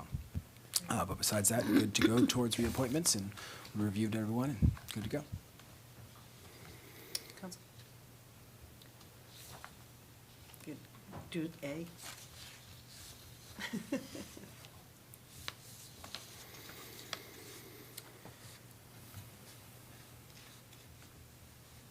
You can just really say as presented if you want. So having to see Yeah. each individual one. That's me. There. Move Yeah, to, there you go. move to That's- approve that's hint, hint. reappointments as presented. Do you have a second? Second. Any further discussion on the reappointments? All those in favor? Great. B, Planning Board, request to appoint Lisa LaRue as a full member with a term expiring 6/30/30. Wow. Sounds like a long thing. Wow. It does, doesn't it?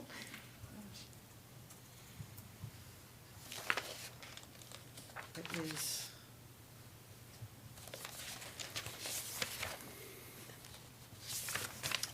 Move to approve the appointment of Lisa LaRue as a full member of the planning board with a term expiring 6/30/30. Second. Discussion? All those in favor? Planning Board, request to appoint Matthew, Uthier, as alternate one with a term expiring 6/30/28, and Mark Babian as alternate two with a term expiring 6/30/27. Are these new people who are new to the board? Does anybody know? Which, Last month, you approved both Lisa and Matt, but Lisa was an alternate. And they have a full member, they wanted to, or a full member, alternate one, and now Mark is new.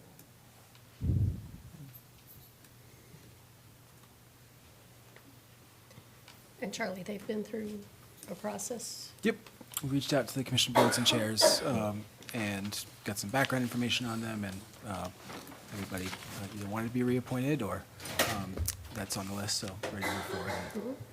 Like I said, I think we could do a more thorough process that's standardized amongst boards and commissions, in the future, but, yep, comfortable with these reappointments. Good. Or appointments, too. Yeah, if at some point we could, like when we have new appointments, if we could get the information on why they are good for the board that we're putting them on, that would be. Is there, Yeah, did I miss read that in the that. memo? I Yep. don't have, I'm sorry, There were some notes from Sonia. I didn't see them on there. I probably, Yeah, sorry, I thought we did that for most of them. Yeah, there's a, Mark Babian is a resident of Ellsworth and is recently retired. He's dedicated to learning and helping the city grow. He has a strong accounting and business background that will bring a unique perspective to the Ellsworth Planning Board. I didn't, all right, thank you, sorry. It's okay. I didn't have it. A couple didn't make it in, I think, but most of them did, Yeah, so. okay. Okay. Do you have I thought John was on a roll for making motions for a while. Move to approve. Oh, come on. Move to approve. Lisa LaRue is full member, term expiring 6/30/30. Request to appoint Matthew Uthier as alternate one with term expiring 6/30/28, and Mark Babian as alternate two with term expiring 6/30/27. Second. discussion? All in favor? Great. And last is the Recreation Commission, request to appoint William Bill Nelson as a full member with a term expiring 6/30/27. He came to last month's meeting. The commission was on board, wanted to recommend him to the council for recommendation. He is employed by the school department as a bus driver, and an active member of both the Moose and Elks Lodge. Has a passion for community service, and the commission feels he will make a valuable member of the team. He was great to chat with and had some really good ideas on the spot when we met last month. He goes by William Bill Nelson, not Willie Nelson. So to be clear, we're not getting Willie Nelson, is that what you're saying? Not yet. Too funny. Not yet. I'll move to appoint William Bill Nelson as a full member of the Recreation Commission with a term expiring June 30th, 2026. Second? Discussion? All those in favor? Unanimous. Okay. Council Order Number 062507, approval of the city manager's appointments, reappointments, as presented on page 103 of our packet.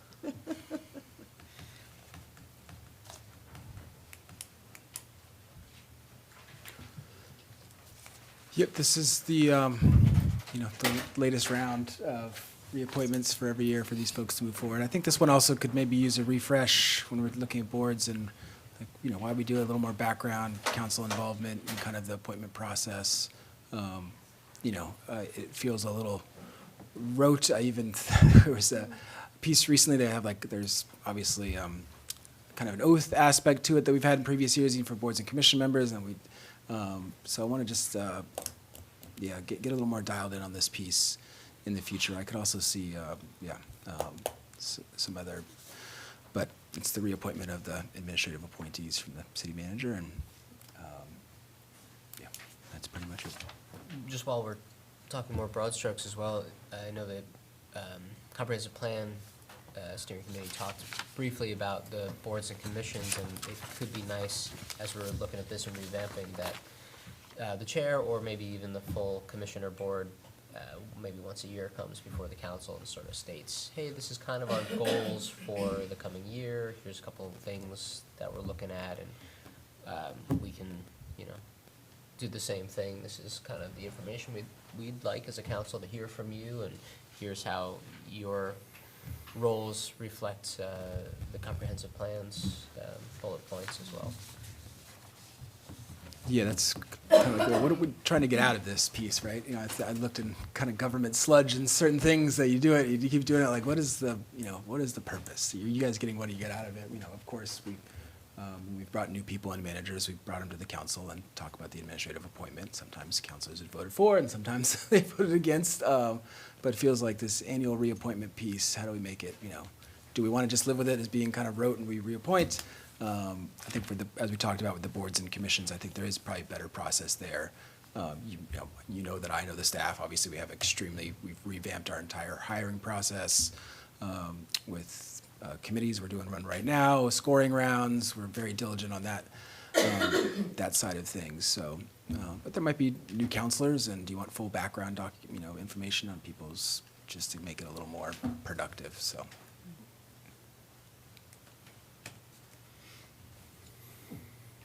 Do you have a motion?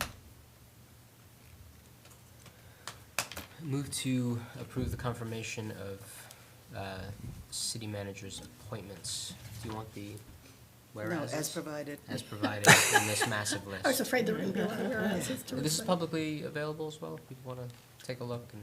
Yeah, the whole packet's on that, right? Yep. Second, I think Thank you you. made a Yep. motion. Yeah, that's it. Discussion? All those in favor? Opposed? Okay. If you're opposing, are you opposing the entire list or specific people? This come before this council is the total list, and I vote against some of the appointments that are in here. Well, that needs to be added to the minutes, who you're opposing. Never has been. Well, because we're approving reappointments. If you have someone you don't want to reappoint, that has to be on the, It's not or gonna you're be. doing the entire list. No, it's not gonna be. I'm voting against that list because I don't agree with some of the appointments on there. All right. Let's let it go. It's fine. Okay. Item number 18, council order number 062508, public hearing and action on the request of the finance director for authorization for tax anticipation borrowing, $3 million. Hi, Nate. Good evening, Nate Moore, our finance director. Summer started, so it's time to talk about TANs. Not TANs you think, it is the tax anticipation notes. We sent out the bids to 8 local banks. These are all Ellsworth banks. You will see that in your packet. We heard back from 6 of the banks. Last year, as it's written on the memo, last year we also received a $3 million TAN that was approved in June and passed in July. We pulled $2,050,001 from that TAN and paid $75,000, just over $75,000 worth of interest. That was at 5.96% from First National. You'll see the list below of the banks and the interest rates that they provided to us. You can see that I am recommending moving forward with Franklin Savings Bank with the interest rate of 4.98%. But I'm willing to answer any questions that you may have. I just, Nate, as a point of clarification, this is similar to a line of credit that a business would have, correct? Just so that you know that. This is very similar to a line of credit. Yeah. The tax anticipation note, obviously, we're waiting for the tax bills, as Sue mentioned earlier, to arrive starting in September. So this kind of acts as, just like you said, a line of credit. Okay. So we pull it if it's necessary, and obviously pay it back when we can. The earlier we pay it back, the less interest we pay. Great, thank you. Yep. And the dollar amount for the interest that's written on here, That's based on, Franklin's is based on an actual 360. I believe the other ones were 365. 365, so. So that's why the interest is a little bit higher compared to Camden's.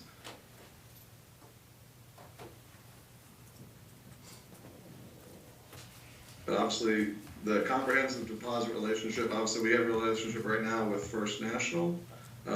That would require a lot of moving banks and such to change to a bank like Camden or any other bank that's listed. Franklin did not require that on their bid.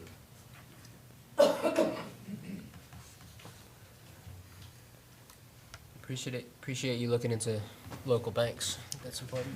Yes. I agree, and Steve mentioned at Finance Committee meeting, there's too many good banks in Ellsworth to look past that, so. Okay, Charlie? Just to note, glad to see there was a little bit of, they also were a brand-new building here. That's incredible. We were at a groundbreaking, or a ribbon cutting for them, not a groundbreaking. The ground has already been broken. The building looks spectacular. Really glad to meet their teams. And it's really interesting to hear their story of coming to Ellsworth and the types of businesses they've been doing and the more expansion they've seen and that need for that retail service bank because of, I think, it kind of in line with what I talked about at the beginning of this council meeting, just that momentum that Ellsworth's really got a lot going on right now.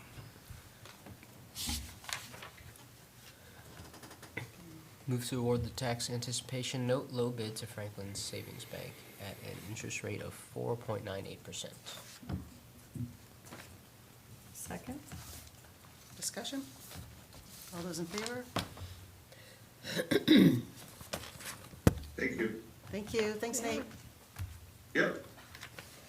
Okay, council order number 062509, public hearing and action on the request of the fire chief to amend the language for the City of Ellsworth Fire Protection and Prevention Ordinance, Chapter 4, Article 2, subsections 2.1 to 2.2.3.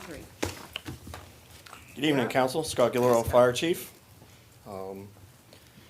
So this is a matter of cleaning up some language. Last month, you approved the fee schedule to Chapter 4. There was some language that was included in that last meeting. However, it was not part of the public hearing. So I'm coming forward to you today just to put that language into Chapter 4 to support the fee schedule that you approved last month. Okay, sorry. Before you go any further, I'm sorry. I didn't do the public hearing for the tax anticipation note. So I do need to, just Go right ahead. don't move. But I will open the public hearing. I apologize. Would anyone like to speak on the tax anticipation note? Because thank you, I'm so sorry. Nate will kill me because we'll have to go do this again. So I'll close the public hearing and we're all set. Thank you. Sorry. Yeah, you're supposed to be know, my guru. Okay, Scott, go ahead. Okay, so as I was saying, this is just a matter of, last month when I presented you the fee schedule, there was some supporting language to go into Article 2 that was attached to the fee schedule, but we never brought it up during the public hearing. You all approved the fee schedule. I'm not asking for any money. But I'm asking that we add that language back into Article 2. Just a matter of history for the new counselors. There was language that was taken out in December of 2020 from the Chapter 4 ordinance that had to do with the entire fee schedule and the supporting language to that fee schedule.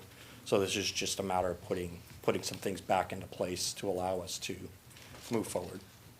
I will also state that 2.1 to 2.23 should be changed to 2.1 to 2.21. 2.21? Correct.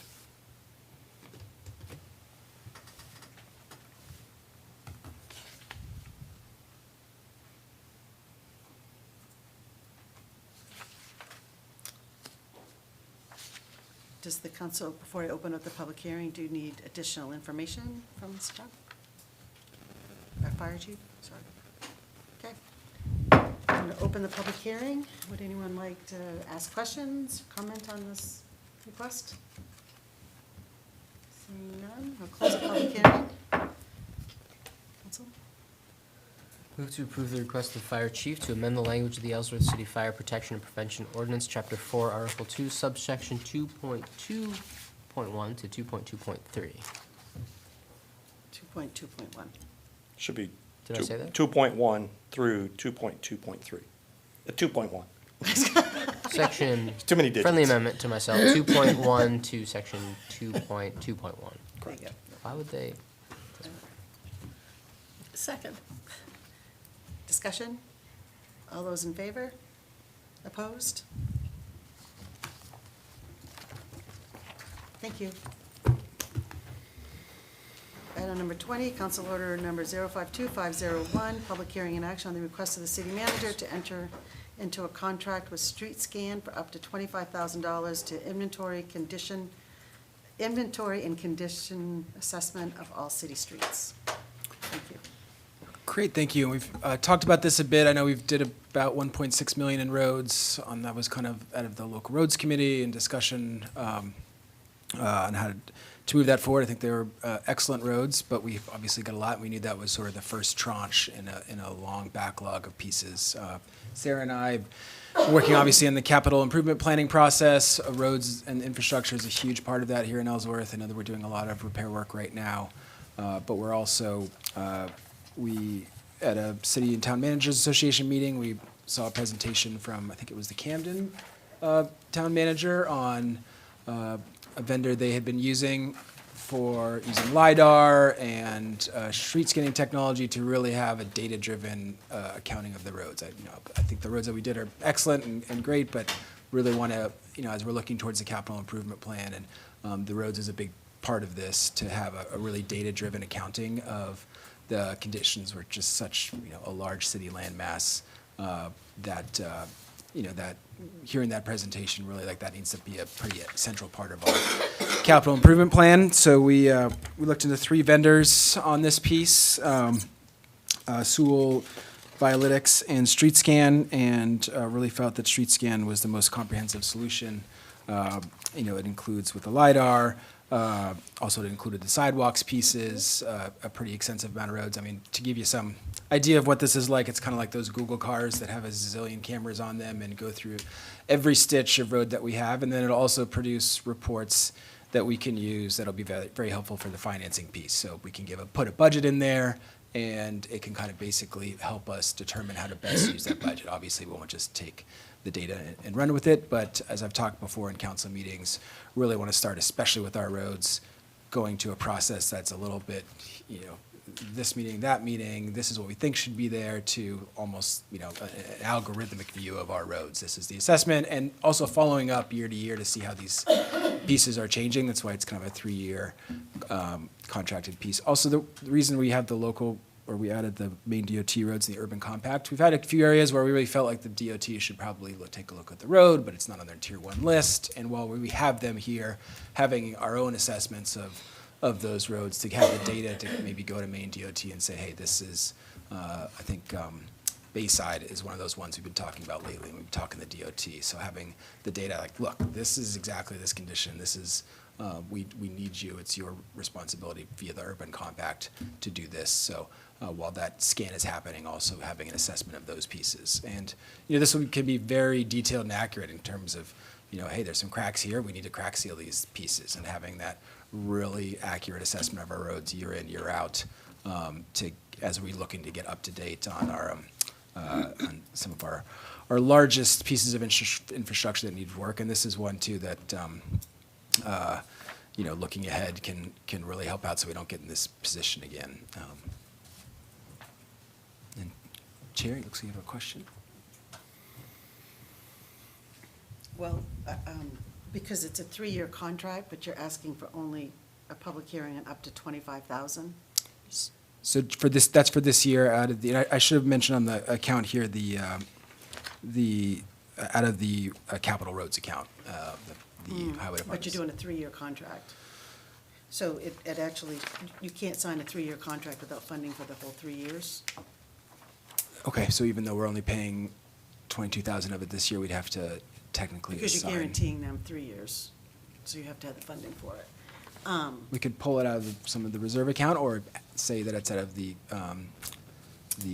highway capital reserve account. We'd have to commit, and it would all have to be paid this budget. It doesn't all have to be paid, but it has to be committed, encumbered. We have sufficient amounts in Because the. you're encumbering, because you're guaranteeing 3-year contracts, so you have to fund that in the year that you guarantee it.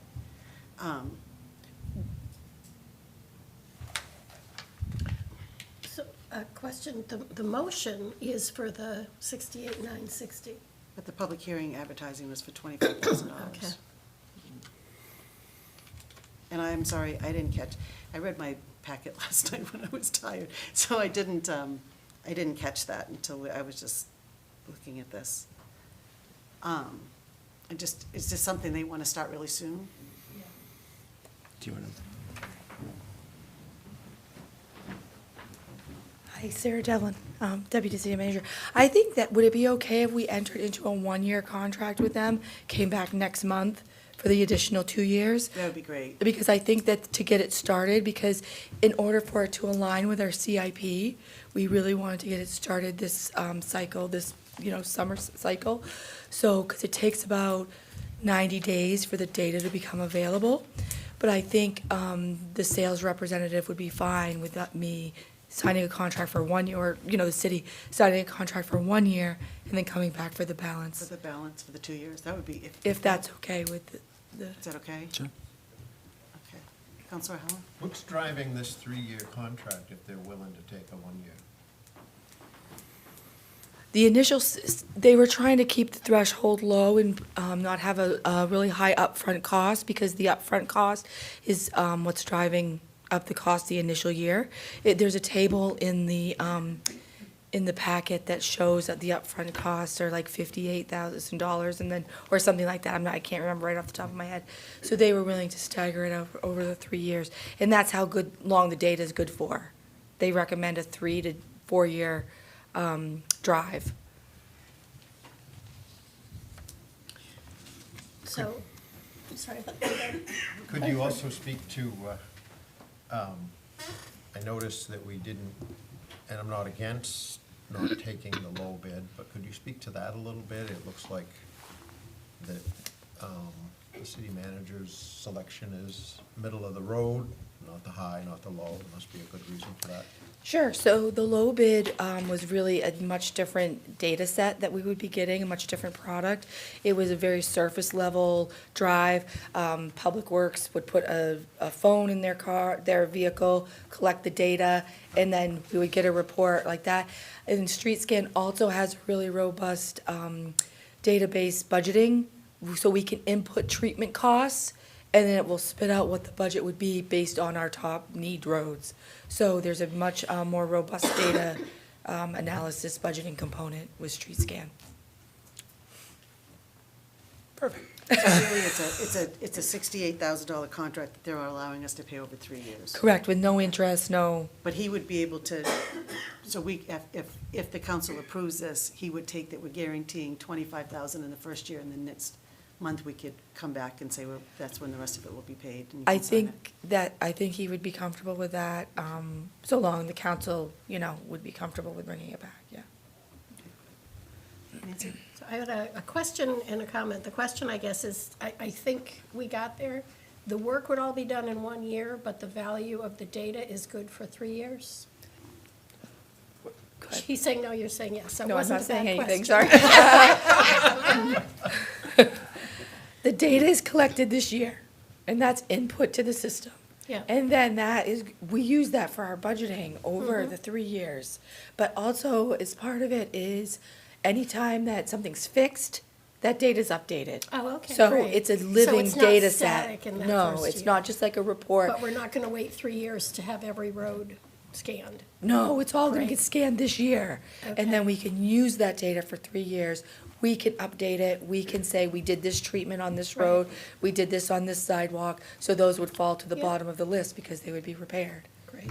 And the comment is, I'm thrilled to see that sidewalks are in here as well while we're doing this. The fact that we don't know how many miles of sidewalk we have, when we're talking about, we need more sidewalks in areas like, how much do we have in the whole, fix it first and make sure that we can afford to maintain what we've got before we build more. I'm just really happy, and sidewalks matter, they are part of our transportation infrastructure, so I'm really happy to see that there. Thank you. I wanted to know, can we give it the right-of-way information that we have collected this year? And then evaluate where we can put sidewalks in when it does a scan? I can certainly ask Bill and come back next month with that answer. I'm not, I don't know I don't know how much it's gonna scan outside of the pavement. So I can ask him though, Yes. because it's gonna scan existing sidewalks, not Gotcha. potential sidewalks. But I'll And then ask. Will it also inventory, I think I looked it up, and it looked like this was a possibility, but will it also inventory the infrastructure on a sidewalk? Like It- all of the light poles that exist? That's kind of like an à la carte menu, we can Yeah. add that in. So let's say if in the first year, we really like the product, and then we could next year say, okay, now can you scan the light poles and the signs and those things, the manhole covers, all of that. Yeah, okay, great. And just note, this is kind of one of the reasons we're bringing it forward now, to Sarah's point, we're gonna bring capital improvement plan. We've solicited vendors for that as well. This is a component of that, so we're trying to think of these together. But some of the sidewalk pieces obviously would be in there. There could be a separate, like GIS, so there will be additional areas for some of those pieces to be put in there as well, but. I'm very excited about it. I thought for sure you were gonna go for trees. Well, Can we scan for trees? also trees. Counselor Heller? So is this new territory for the city of Ellsworth? In the past, I'm struggling, $68,000 goes a long ways, or some ways, towards pavement, and a lot of our streets need pavement, but is this something new? I've never seen this before. In the past, has the city of Ellsworth just rode around and decided that this road needs to be paved? How did that go before? Yeah, yes. That's exactly what we did. And, Complaint driven, I think is that's the word. one of the things I was comfortable with. They had, the local roads committee had gotten together. But it seemed to be more of like a crowdsourced, community council. Obviously the public works team, the highway guys are plowing every, bit of roads. They know a lot about the condition of these roads. But that was one of the reasons that, as we're thinking data-driven on our roads, I really felt like, a little bit more of a data-driven assessment, especially because these become such big capital expenses, right? So of how we're strategically trying to use our resources on, just 1.6 million in this year alone, having, this level of data would really help, and potentially could also save us on that one is actually way more important. There was one piece of me that wanted to wait to pave the roads before we did this and then see if the other team picked it right. But those are the most critical needs.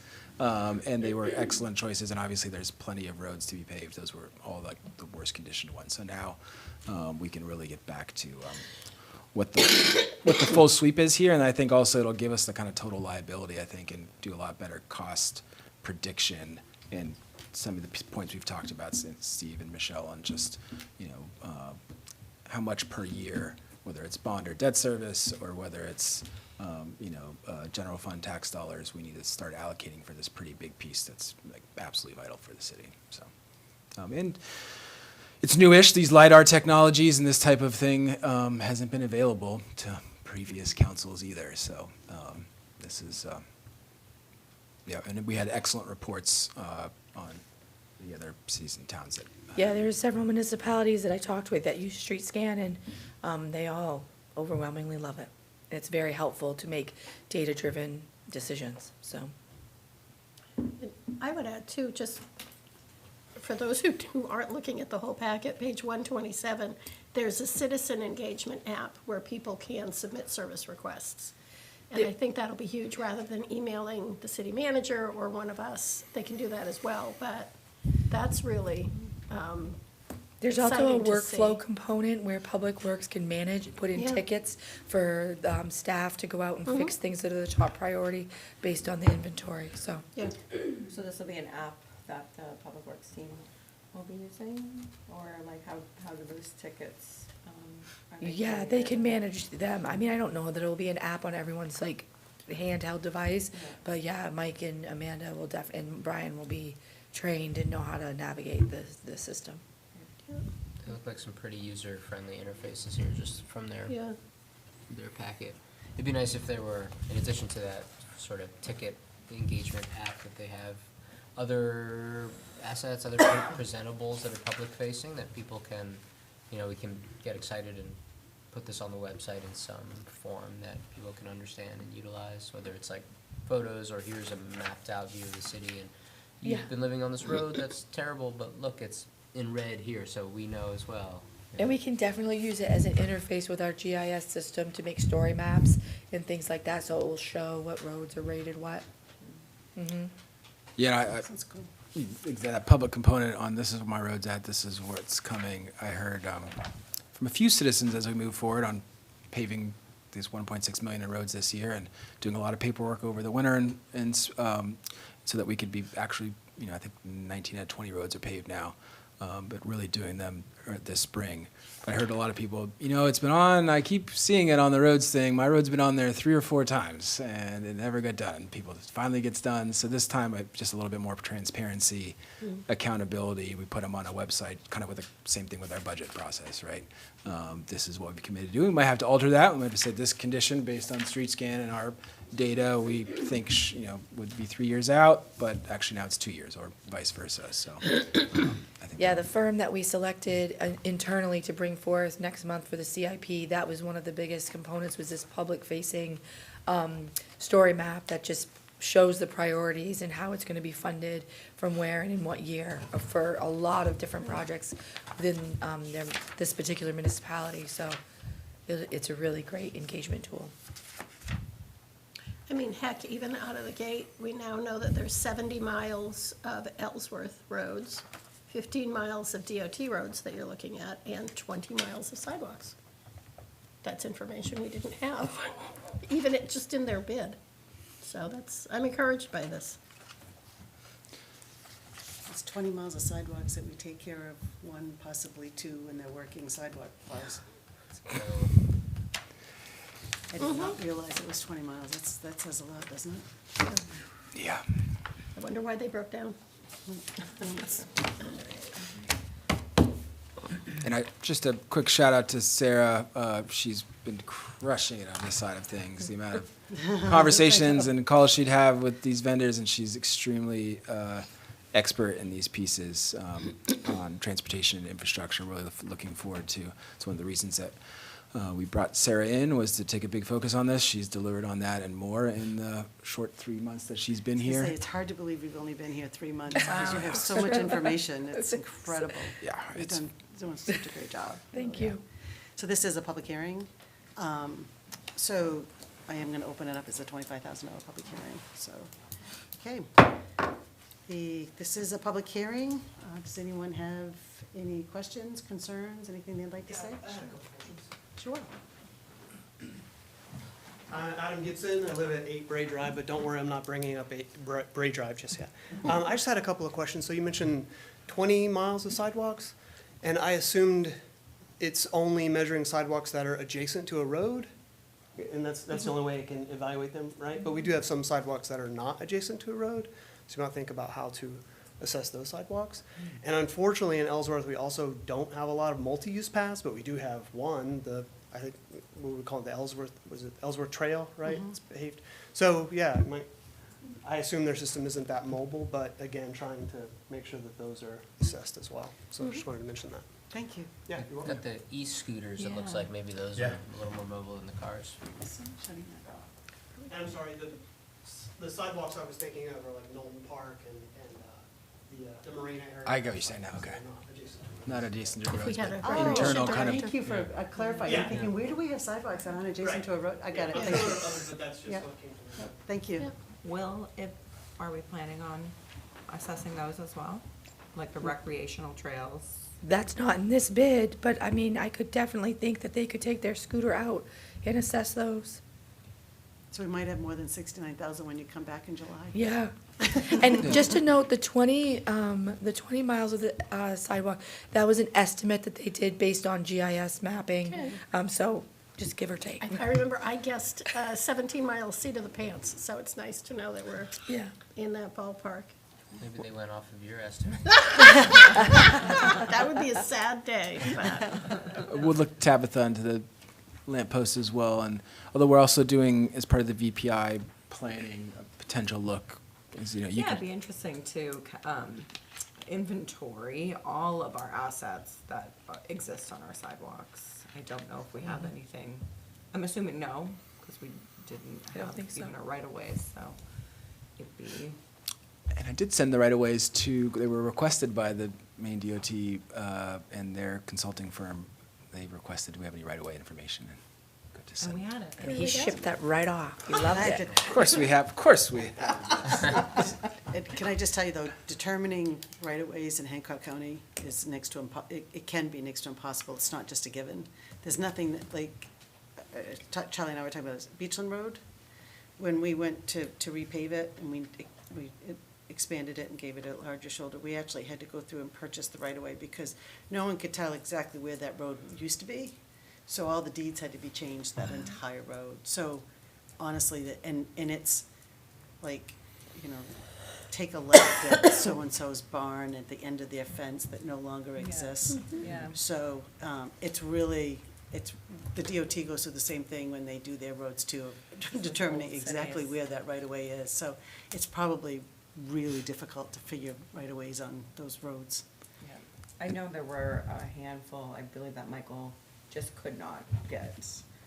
Yeah. I don't know, like under 10 or around 10 or something like that. Yeah, there were a fair Yeah. amount of those, and talking to our historic commission chair, once, it was about a separate topic, but she said, you know, Ellsworth kind of has cultural amnesia because literally, like, everything burned down in 1933. So Yeah. there was all the recollects, so a lot of, so even some of those pieces wouldn't necessarily be. But even if it says you have a 32-foot right-of-way, it's where on the earth that 32-foot right-of-way is. Because the road could have moved, or, so that, it's not, if you try to go to do anything, you have to have an abstractor come in, a surveyor, and say, this is where that is on the face of this earth.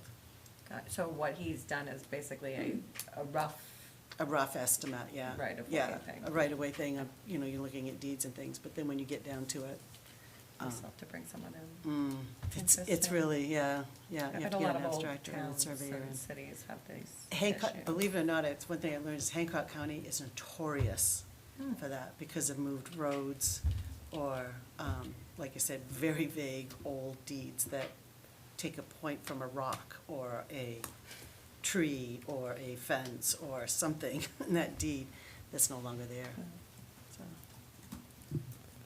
Actually, I was talking to Michelle about some demographic analysis I'd been doing, and came across not many unique things for Hancock County, but also the longest coastline of any Maine county, 952 miles. That's more than California. So you can literally, you know. Because it goes, squirrely. yeah, It's- squirrely, Here's to yeah, our exactly. peninsula. Isn't that wild, though? We have Yeah. more coastline than California, Yeah. in just this county. Yeah, That's, yeah. okay. So Any when we- other- Let me just close the public hearing if you don't mind. Would anyone else like to speak from the public? Okay, we'll close the public hearing. Thank you, I just didn't want to forget. Yeah, no, that's fine. Just a question about the motion. It would be $25,000. Do you want no reference to as the first year of a contract? I would say it's for a one-year contract for now. Okay. And then, then and that'll give the payment for the 1 year, and then when we come back, we'll do the other Okay. two. And out of the So I can give it a shot. capital roads account. Okay. So I move that, to approve the city's one-year contract with Street Scan in the amount of up to $25,000 for the delivery of pavement and sidewalk condition assessment services, development of GIS asset databases, and deployment of the Street Logix asset management software.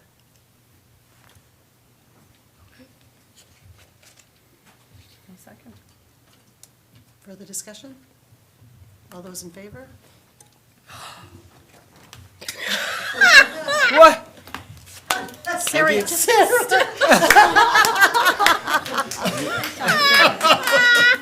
Maybe it's the voice. Sarah said, I wonder if they're going to take it easy on me with the voice. Oh, Sarah, that was the funniest I've seen in a long time. Oh, that was great. Don't cry, Sarah, don't cry. I think you made her day. Do you need a timeout? Oh, please. Okay. I just raised my hand for 25 grand. I need a timeout. We'll take a 5-minute break. Is that enough? Sure. Gonna go Let cry Steve for a catch second, his Steve? breath.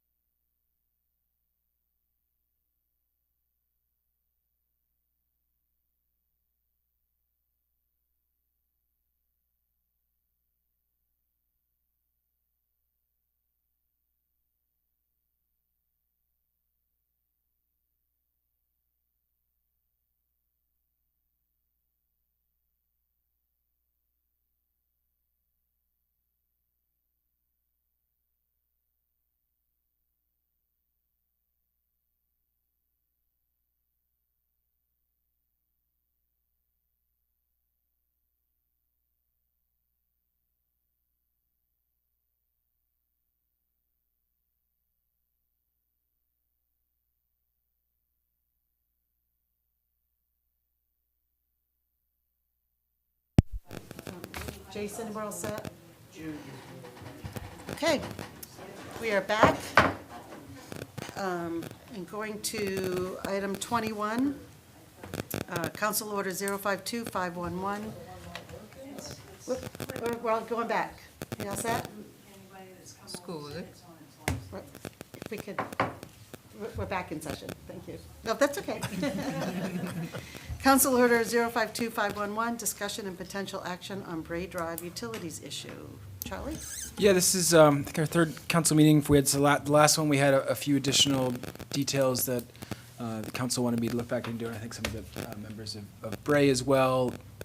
There was an issue brought up of the ownership of Bray Drive and that Ray Builders may still be an active company. There was also some discussion of, what we can do. I presented to basically our attorney, if we wanted to go in a different direction, not allow conformance to our standards and take the road as a public way.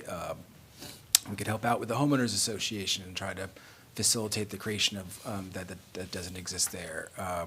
We could also, reviewing the title search and trying to find the ownership pieces, and the attorney was pretty clear on all counts that, in their opinion, that would be expending public resources on a private way, and it was not their recommendation for the precedent that would set to move forward with that. I think Council Lyons isn't here, but he's made, as an attorney for other cities and towns, a similar point. That's always been one of the sticking points for me, just in looking at the letter of the law, the PUC's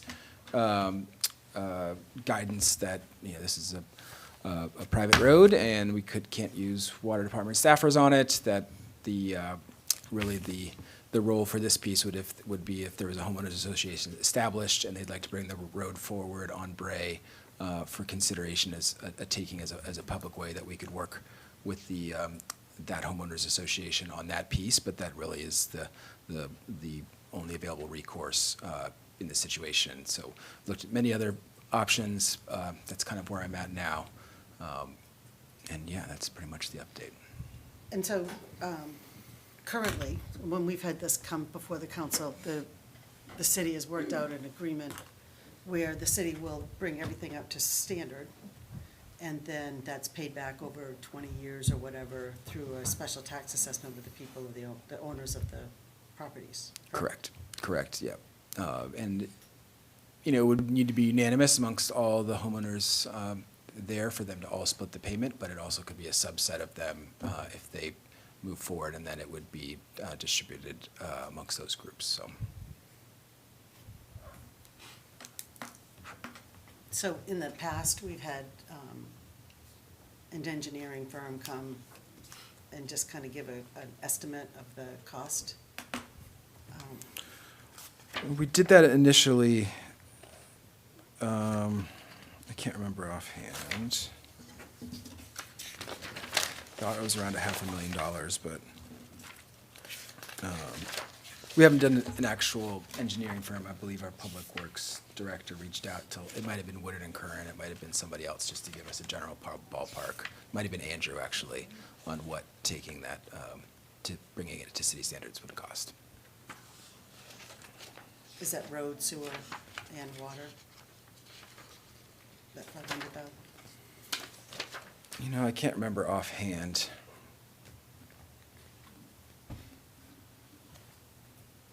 Let's see if Mike had an email. I'm not going to be able to find it. Okay, that's fine, Yep, that's yep. fine. I was just thinking, The city. that's already an established process for private roads becoming, we've done it a few times. Yep, I think Alexis Way was the last one to be done like this. We did the one off the, I don't know if it's called Shore Road now, the Shore Road. I know Yeah. which one you mean. Yeah, we've done that, we did that subdivision too. Excuse me, so I don't know what else. Yeah, it seems like the process for that is the homeowner association comes, so they'd like to be considered to move forward in the public way. We'll do some of the engineering work, and then on what that would be. I've been rereading through. Went through the whole weekend on our local road ordinance because of the courthouse road and we're getting towards finalization of design there. So, there are options for the city council to, take the road and offer an exemption in the condition as is, and, as an exemption to their own ordinance or what they would consider modern city standards. But again, that would be essentially, I think that Attorney Hamer that's committing public resources to a private road. If it's not brought up to city standards, then, we're taking care of it, even though it's not in that area, so. Do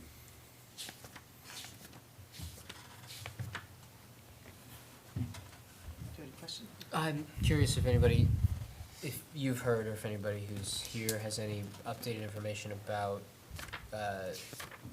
we'd asked if somebody was gonna reach out to Ray and see if that company was still in existence, somebody was still around, because that seemed like that was the owner of the road and the issues. There's a news article in here on some of that, and we can open up to citizen comment too. I also asked Attorney Hamer on if we should start, researching that piece and trying to figure out the legal, and his advice on that also was that's time consuming. It would take a fair amount of attorney work on title search and other pieces, and that's not the role of the city. So. I mean, in some sense, it's like none of our business unless Ray comes to us and says, I have this road, what'll it take, what do I owe you, that kind of thing. But maybe not. And I'm sorry, I'll get to you just one second. I just want to, do we know how many properties are on Bray Drive? 15. 15. Right, Jack, 15? Yeah, well, it depends if you count Wichita Way. Which is yours?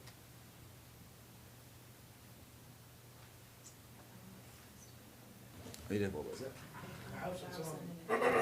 So, 600,000. so at $500,000? 800. 800. Sorry. 800,000. Oh, it was 800,000? 800 with, And it does include Sewer and water? sewer. So if you take $800,000, I'm just trying to see how much this costs, bear with me. And you divide it by the 15 property owners and divide it by 20, it's an additional assessment of about $2,600 a year Per household. per household. If it's $800,000, but I would wonder, because I don't think it's wide enough that it could be a two-way road, so it'd have to be a one-way road, which would reduce the cost of that road. does it say whether, well, Anyways, I'm just thinking out loud, sorry. yeah, and there, No, that's okay. You can shut me up if you'd like and speak. Well, I was just gonna answer your question. Ray Builders has not returned our calls. We tried to call him a couple of times. I think my wife has also sent an email and have not heard back from them.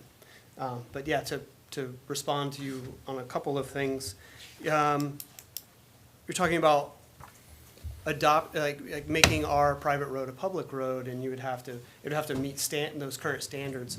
But my question would be what standard? It was built in '76, and so it was admitted by the council that it would be grandfathered into other standards. So it doesn't seem fair to have it fit current standards now. And then about the tax assessment, adding on to our taxes, what about taxes already paid? I mean, we've been on this, some of us have been on this road for more than 30 years paying the same taxes that other homeowners on adjacent streets that are public, the same. So I would just ask about that. And then as far as, this idea of the precedent keeps coming up. I am not an attorney, but it just seems like it would not be that difficult to create an appropriate loophole for Bray. Again, it was built in '76. It first came before the city council to be adopted as a road in '76. It's a very long time.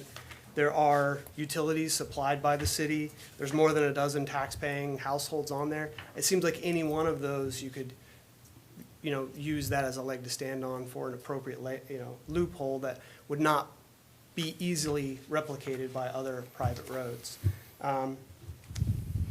So then I'll just see if you have any other questions. I'll just kind of hang out up here. Do you mind if I respond to a little bit of that, Charlie? So as far as the loophole, so if we reconstruct a road, we have to bring it to current standards. You can't reconstruct a road to 1970 standards. If you look at two of the roads that are near you, Argonne and what's the other one? They're one-way roads now because we had to build them that way when we reconstructed them because they weren't wide enough to be to our standards. So that's one of the things that you have to look at. But any road that the city reconstructs, we have to bring it back to our own ordinances, our own standards. As far as loopholes, it's a public road, and it was purchased, your property was purchased as a public road, so. Private. I mean, a private road, it's not a public road, it's a private road, and so that's past taxes are, that doesn't have any really, it's a moot point, I guess is what I want to say on that. And 12 people on there, 15, however you want to say it, it's the same thing. We have a lot of private roads in the city of Ellsworth. If we do it for yours that's why we set up this process, so that we could help people on a private road and we could get their road up to standards and the public works on standards, and then still meet the statute that we're not putting public money into something that we're not getting paid back for. It's worked really well. If you talk to people on Alexis Way or whatever the name of that road is off the Shore Road, it's worked really well. It's a fairly inexpensive way for this to be done, because the city can have it done much less expensive than you probably would do it if you tried to hire a contractor to come in and do all of that work. Because we have bids and we have a lot of work that's done, and so it can be done less expensively. You mentioned Holt and Argonne. To what year were they updated and to what standard were they built? Or to what standard were they updated to? Well, I was here, so I came in 95, so sometime between 95 and 2010, maybe, I don't know. Right. Early 2000s. It was before we had the unified ordinance that we have now. So if we updated Bray to Holt and Argonne, would that be the same as? You have to come to today's standards. And that's my point. Yep, you do. When we renovate roads, all roads that we if we completely reconstruct a road, we completely reconstruct it to current standards. Can I clarify, we're talking about the roads, but also the sewer and water And infrastructure sewer and for water that would have to be cost? too, yeah. Okay.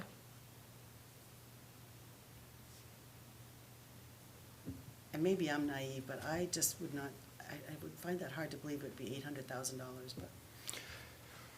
Yeah, that was some of the initial piece. I can look back into that and I also do the citizen, or the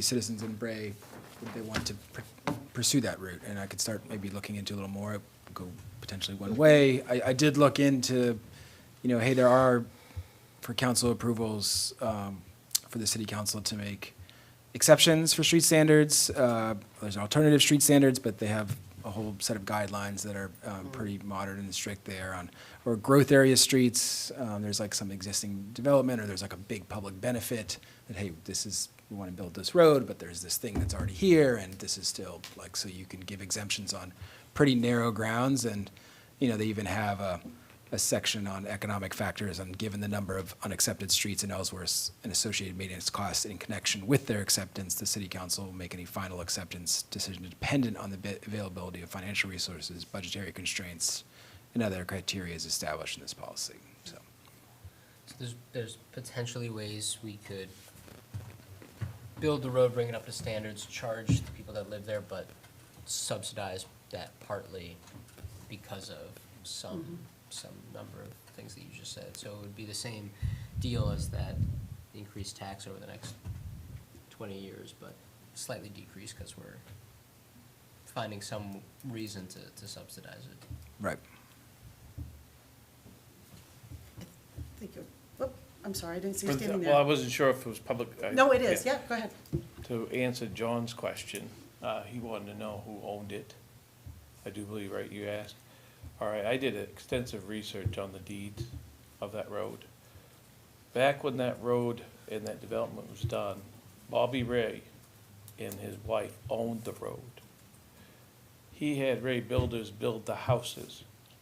When he passed, the road ownership never got transferred to Ray Builders. Nobody owns that road right now. No one. As a matter of fact, so what's the road that, on the corner there where Joy lives? Wichita. Wichita. Actually, Wichita is still listed as a right-of-way through those woods, owned by another person that's never been transferred. So technically, this Wichita Way is still deeded out. Up As a into there. right-of-way? Yeah, as a right-of-way. And I looked at this under the abandoned road clause to see if that could qualify, but the abandoned roads needs like no evidence of maintenance. The fact that, it's been plowed, there's been other pieces there, that wasn't it. And we did certify that we know the city does not own the road. Yeah.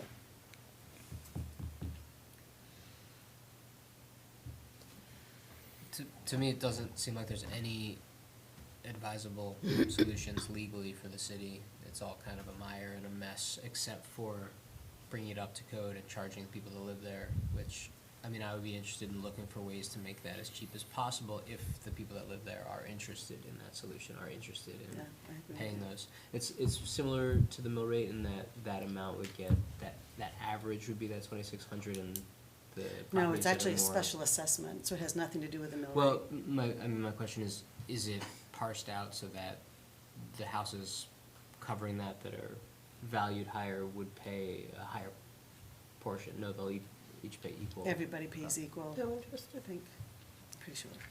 I don't think, but the only other way we would do it, and I think it's been, I'd have to look at the last project, but it's per homeowner. It's not like the size of your lot or any of that. You did it fairly per homeowner.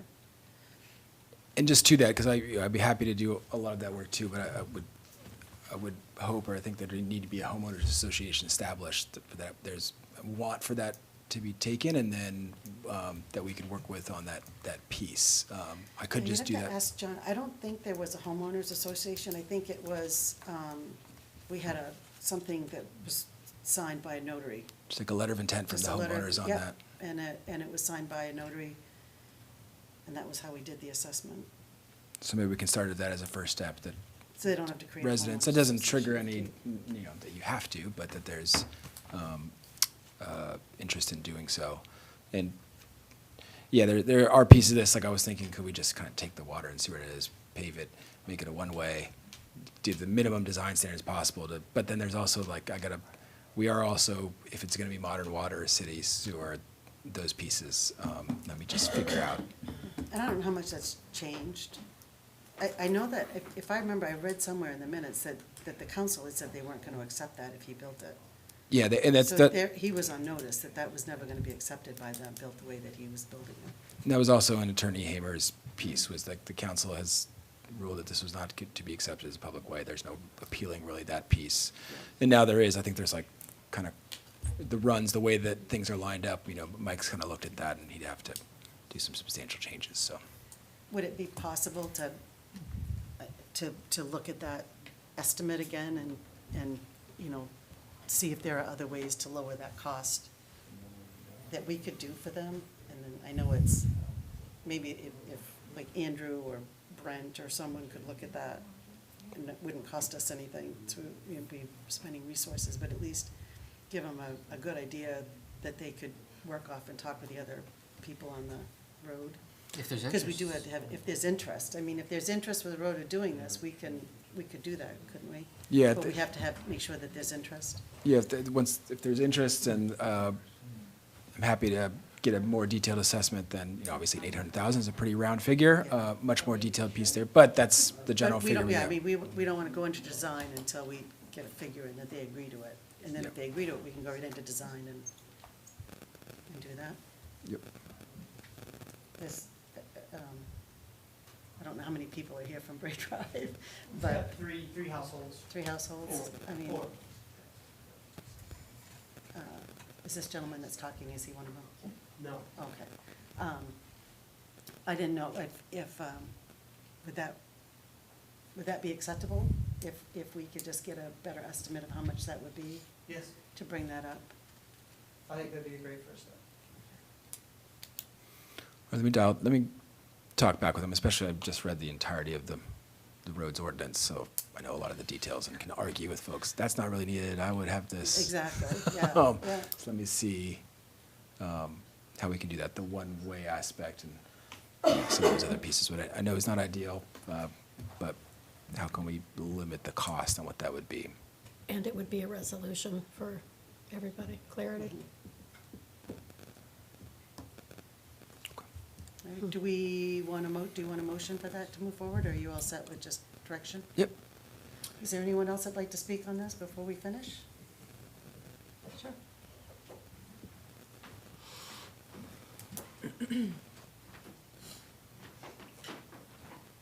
I'm Cindy Cowan. I live on Bray Drive as well. I just wanted to mention a couple of things.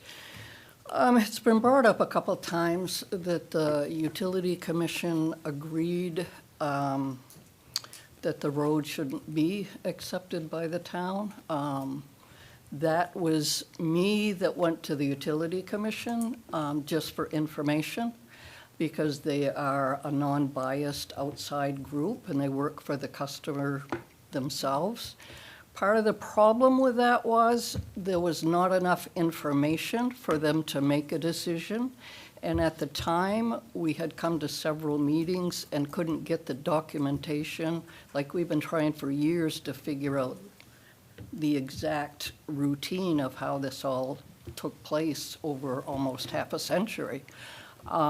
So the fact that the Utility Commission, I think it was stated that they voted in the council's favor, it wasn't that they voted in the council's favor, it was just that there wasn't enough information to provide to them to make a determination. And at the time, they suggested that the next step would be to get 10 residents on the street to sign a form where it would then be presented back to a bigger commission or whatever, jury to decide. At the time, I didn't think that was necessary because we were moving to work with the council and you only had 10 days to do it. But my thought is, with the ideas that have been put out there, as far as someone said, you know, get a septic tank or a well, there's none of us on that street that could do that because we live on a quarter acre on most of them. There's no way that you can even do that. And then there's it doesn't make sense because it's my understanding that if you have sewer and water, that you can't have a septic tank anyway, because if you have access to public water and sewer, then you have to hook up to it. Now, when I bought the house, I got a nice printout that said on it what the specs were for the house, and it was, it said public sewer, public water, so I didn't think there was any difficulty with that. Yes, it did say private road, but I guess I was naive and thought there's not much traffic on the road, so, and I love my house, but I don't understand why we've gone through the situation on the other two streets and how they were accepted. And what I'd really like to know is, when we buy houses through a realtor on Bray Drive, they're compared to other houses in the area for the same type of house and what the price is. So we're paying the same taxes as a house in the area that gets maintenance on their water and sewer. I don't think that's fair if this is the situation that it's going to be. Another thing that I'd really like to know, because I have no idea, is if Bray Drive, usually I get a water sewer bill and it's combined and it's usually the same every bill that I get. Now I can assume that other townhouses, that's probably the same idea, that they're paying the same as we're paying for our so-called product, is what we were told. We're paying for the product. But why do we pay for the product? And I'm assuming the rest of the town is paying for the product, but they get maintenance, they get snow plowing. We're not asking for a lot. I think it was my understanding that the $800,000 quote was to put sidewalks in, street lights in, the whole 9 yards. We don't want that. We want our street the way it is, but we just want to have the same as everybody else, maintenance for the infrastructure. And I don't see why that's not a fair judgment. I know it's been said that there's other private streets, and that if we were okayed for it, it would make a precedence. But I just feel we're paying taxes like other people in town. We're paying the same for the product, the water sewer, but we get no maintenance. And it's just, it's a fear all of the time. I mean, we pay a certain amount, try to get everybody to pay on the street in case something does happen. But then if something does happen, it's just about impossible to get a contractor to come out in a timely manner. It's impossible, then you have to wait for dig safe, and then it's just, it's a nightmare. And we're all fearful that something is gonna happen that we won't be able to take care of. And it's not a comforting feeling to live on Bray Drive and not have an answer to these questions or help. We don't want the town to spend $800,000 to bring it up to speed. We like it the way it is. All we're asking for is maybe the maintenance to be included, because I really feel like we're probably paying the same price as everybody else is without maintenance and snow plowing. And to me, I'm sorry, this is my reality, and you guys have expressed your opinion, but to charge us year after year the same price that all the other people in the town pay for their water and sewer, and they get snow plowing, they get their roads tarred, they get the water, if they have a water main leak, it's fixed instantly. We've had a water main leak on our street for over probably a year. And I listen on the radio where there's an announcement with just a suspected water main leak, and the town says, just out of precaution, boil water. Well, we've been having a water leak for over a year. I can look across the street, and it's a giant bird bath for crows and everything else. It's just frustrating. And you talk about other private roads, but there's few with 15 houses, families on it, that already get water and sewer from the town, but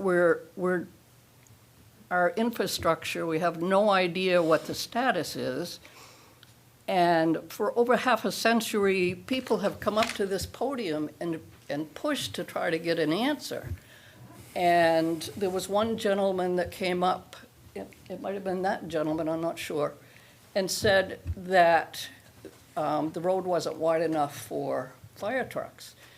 And the gentleman came up and said that he knew Ray Day, and that Ray had made the bypass all the way around so you could go through the street out onto another street. And that was part of the cooperation or collaboration to try to get our street in order. And that's not even documented anywhere. It's just very frustrating to be going through this. And when I bought the house, they made it sound like it was a perk, that we just pay a couple $100 a year, and snow plowing is you know, to cover that. And, you know, it was said, well, the town, you know, it's not a town-accepted road, so you could have a llama farm if you wanted, and the town can't. It just, and they knew, these people know what Bray Drive started out as and all the problems, but it's just like, I bought the house and then had no idea all this was gonna take place. And all we're asking for is to keep our road the same as it is, but just allow us to have the peace of mind that if something goes wrong, the town is there for us. We're paying taxes, we're paying bills, water and sewer is gonna keep increasing, of course, and so are taxes. And we just live in this fear of, why is everybody else 2 streets over, it's got a nice tarred road and maintenance, and we're struggling, we're really struggling. And that's all I have to say. And I'm just asking, I'm not even asking, I'm begging, just do the right thing here. We are an exception. That's all I have to say.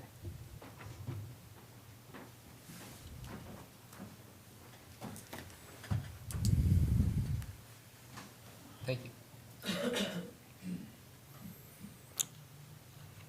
So I will, I'll look into the estimate one more time here and see if I can pull it down any further, just looking at some of the alternative standards. And yeah, I do apologize, ma'am. I understand the difficulties. I know our staff has been working pretty hard too. Ebony's looked at meeting minutes from 6 different council meetings where looks like it's come before, some variation. We've been trying to find something that could put our current ordinances, the PUC, these other pieces.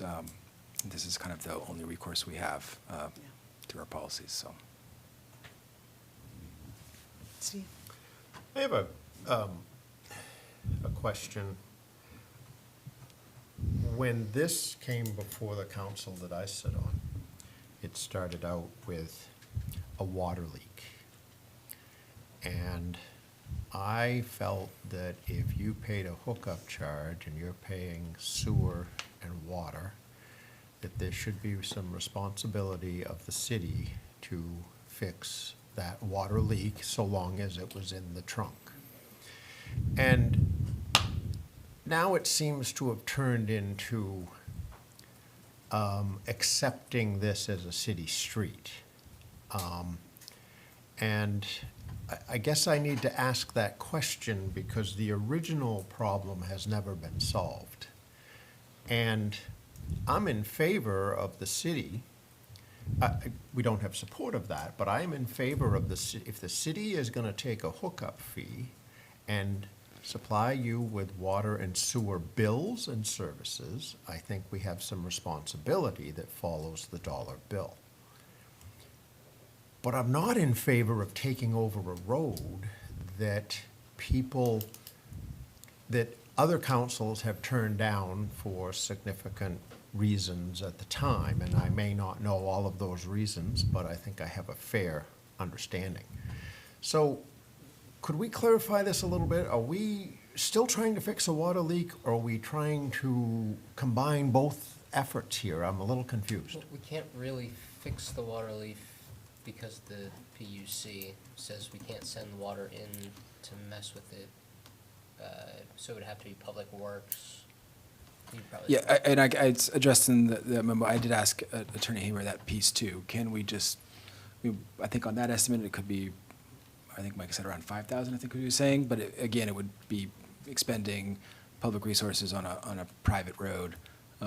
We definitely couldn't use PUC resources. We would actually be restricted from using our own water company to do that repair because of the regulations around that utility. But we could essentially just pay for the rest of the Public Works team, which isn't regulated by the PUC, to expend $5,000, or it could be $10,000. We don't know what until we actually did the work. We wouldn't have that, but the attorney's opinion was similarly to the other alternative avenues, was that would be the equivalent of spending public resources on a private road and set a bad precedent. My question is to the homeowners. I'm confused. Tell me what are we still on the water leak, or are we on, where did this get changed? It's combined, because you can't fix the water leak because it's on a private road, so you Oh, have to. we could do anything we want. Yeah, I mean, I think the answer is You can't yes and really. yes. It's never been a separate issue. It's always been, it's just, the water issue is part of the road issue. There's the utilities and there's roads, so it's, yes, we have this problem with the utility, but the larger problem is what happens in the future. You know, this has been going on for 50 years, and, you know, where are we gonna be for the next 50? I'm in favor of finding a way to look into the problem, but I'm not in favor of accepting a road that was turned down by a previous council. I think the sewer and water was turned down too.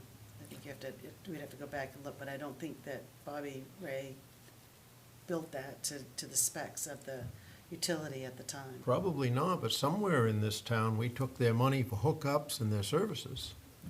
Well, because they receive the water, they're paying for the water. The treatment of the water. And they're paying for the sewer and the cleaning of the sewer that goes into our system. That's what they're paying for.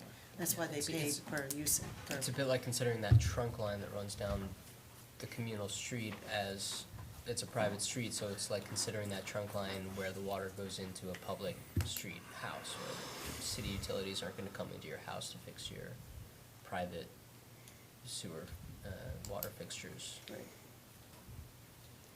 Hi, Jack Frost, 6 Bray Drive. Good question. I think what the residents learned through this process is what you all have been learning. Some of you are new to the council, some of you are new to Ellsworth. Our people on our street have discovered a lot over the last 6 months. I think it was September when I contacted Charlie, and his team has done a tremendous amount of work. The more information we got, the clearer it became that there was one individual that protested when it came time to accept Bray, that we have record of. One individual that didn't live there but lived near there on Forest Ave and said it wasn't built wide enough. And so we have one individual that we have documentation of that said, I recommend we don't accept Bray Drive. So the residents, as we learned all this information, and Adam and others did a tremendous amount of work going through all the details that the city provided, said this just doesn't smell right. That it actually stated in the city documents that we could have been grandfathered in, but the council voted to take no action. So I just wanted to remind you, because depending on how much time you spend looking at these documents or taking a drive down Bray Drive and seeing what community we live in compared to some other communities that you might try to compare us to that don't have sewer and water. We had been given only two examples in Ellsworth that have sewer and water that are not a public road, and those, one is up by the hospital and one is over in back of Machias Savings Bank. And there's like one resident and there's like a group home, a living home for elderly at the other. So to be in a very condensed area next to two other roads that the city willingly accepted, and the decision was made obviously not to accept it. We all know what that was, and we all know there was a beef between Bobby. So we learned a lot more through this. We put a lot of our thoughts together. So that's why we're asking for full consideration for what the council can do. And I truly appreciate Charlie's point about, and Michelle's, to say, well, if this is all we can do, I mean, obviously, earlier in the meeting, we talked about like $1.5 million in road upgrades, or 1.6 this year is the 20 roads that are 20 roads, 1.6 million. I ask all the people watching tonight and the Ellsworth American to report on 1.6 million and tell 15 homeowners on a road that's 1/10 of a mile long to say we should have to pay $800,000. That's why I really think, let's look into it a little more to see what this actually is. And I'll get the details on that. I think that the piece of this is, there's one part of me that would just want, let's put a skinny coat on it. It's actually in pretty good shape considering there's other pieces, and just take the sewer lines as is. They're not but that's like not in our ordinances to do that. We'd be essentially spending public money on, we'd be taking over a road with potential problems, built not to city standards, and then inherit any issues on there with going forward. And that's why I think they wrote the ordinances in this way, is when this happens, it has to be brought to the city standards, and that's what creates the bigger cost. And that's exactly why all of this is, because it's, unfortunately,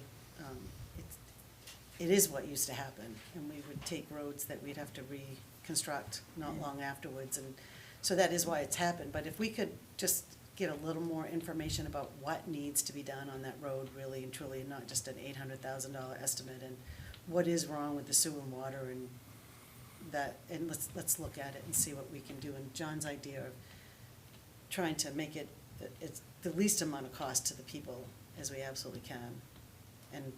But we need to do it within our own policies and procedures and state law. Of course. But if we could just do it, just kind of get some good information. Yep. Nancy? Two things. I want to clarify, I think I understood you to say we can't, that the road and sewer water are co-joined. We can't address one without addressing the other. That we can't fix sewer water and address that on a private road, Because it's that on it a has to be private, both. and the utility was never accepted, yeah. Okay, and then a question that I think addresses what we heard earlier. I'd be curious to know if the assessment of these homes is different because it doesn't have sewer and water and is on a private way. It does have sewer and water. So, but not public utilities and not a public road. Does that impact? So your taxes are on your value of your house? That's what I'm So asking, is everybody the pays the assessed same value. mill rate. I think it Right. depends on, as this lady said, she was told how wonderful it was to have it be on a private road. Right. Right? When I bought my house, I made sure I wasn't on a private road, right? Because So that's my question, and I think to So- our assessor is that taken into consideration when an assessment is done? That, I think, So- goes to the question that Cynthia had asked about. Yeah. What I took away from it was that's the valuation of the house, and how does that factor into it? And it's, I can just tell you from years and years of experience, Larry's gonna tell you, he's not gonna be able to give you a straight answer to that, because it depends on the market at the time, the price of the houses that were purchased, and as, you know, and the value of them. So whether or not that it's on a private road makes a difference, but it can make a difference because people like to be on a private road, Right. or it can make a difference Yeah. because they pay less because they don't wanna be on a private road like I was. And then as far as, they do have public water, but that probably wasn't in your information from the Realtor, that you were also responsible for the sewer and water line that went through the road. That's buyer beware, unfortunately, right? So. Yeah, and not being given all the And information. not being given all the By the information. professionals you've hired, yeah. So- And I did talk to Larry about this, and he said that didn't really come into, he didn't look at whether it was private or public. Just the sale values. Yep. So, yeah. And it's the sale value that determines, Yeah. and it's whether or not you want to be on a public road or a private road. Yeah. I see what you're saying, so the comparables doesn't work because some people want it and some people don't. Right. And not full Just a- disclosure. Excuse me, I'm sorry. Just a quick question. How is private roads assessed if they're owned by an individual, but yet the property owner line comes to the road? The road's not assessed. It's not assessed. All right. So I was gonna say, because if it was supposed to be assessed and the owner's dead, then the town would have to turn around and foreclose on the road, you know? So, No, but, it's not. but, It's not assessed separately. It's- but because there's personal property on the road, the lines and the sewer lines and the water lines, that's private property of the owner, He doesn't and assess that's it. not assessed, Nor the light poles or. right? Okay. It's an interesting question, though. No, we wouldn't have a developer in town if they were responsible for that on a private road. And home associations would have to pay it. Yeah, there is It's a separate assessment. there's a city council authority to waive design standards under specific circumstances if the highway foreman and a few others say it be so. So if I relook at the design and That's what I think. If we look at it, it's a one-way road instead of a two-way road. I think there's a lot of ways Like, how that we can I- can make that not a complete reconstruction, I mean, and be able to, still pass the smell test, we're bringing water and sewer in line, we feel like it would be reasonable areas, it's, it turns to one way. That it really needs the Ellsworth Road Commissioner, highway foreman, and then that's what we can have a written recommendation why we'd want to waive the design standards, so it doesn't have to be, full sidewalks, I total really think there's a reconstruction, way that we everything. can help with this. Yeah, rather than doing it piecemeal and then a council 3 years from now, something else breaks and that Yeah. council says we're not fixing Exactly. it, it has to become, We need to, resolution. Yeah, that's why Yeah. the quick repair one is, it also seems like we're then, You're gonna have the same problem unless the city takes this over in some way. They're gonna be doing this for another 50 years. so I'll try to see just what what I can get See those what three we to. can Be nice to hear back from the residents as well, if there's some sort of consensus where some number of them would be interested in that, and if so, what number, and if so, how much per year might they be able to?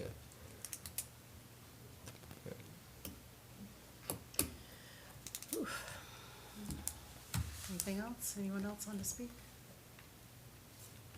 Okay. Thank you very much, and we will get back. Thanks, everybody. Absolutely. Okay, item 22, council order number 052512, discussion of potential changes to city council meetings, finance committee meetings, and workshop meeting structure relative to rules and governance, sponsored by Councilor O'Halloran. Thanks for coming in, guys. Thank you. Good night.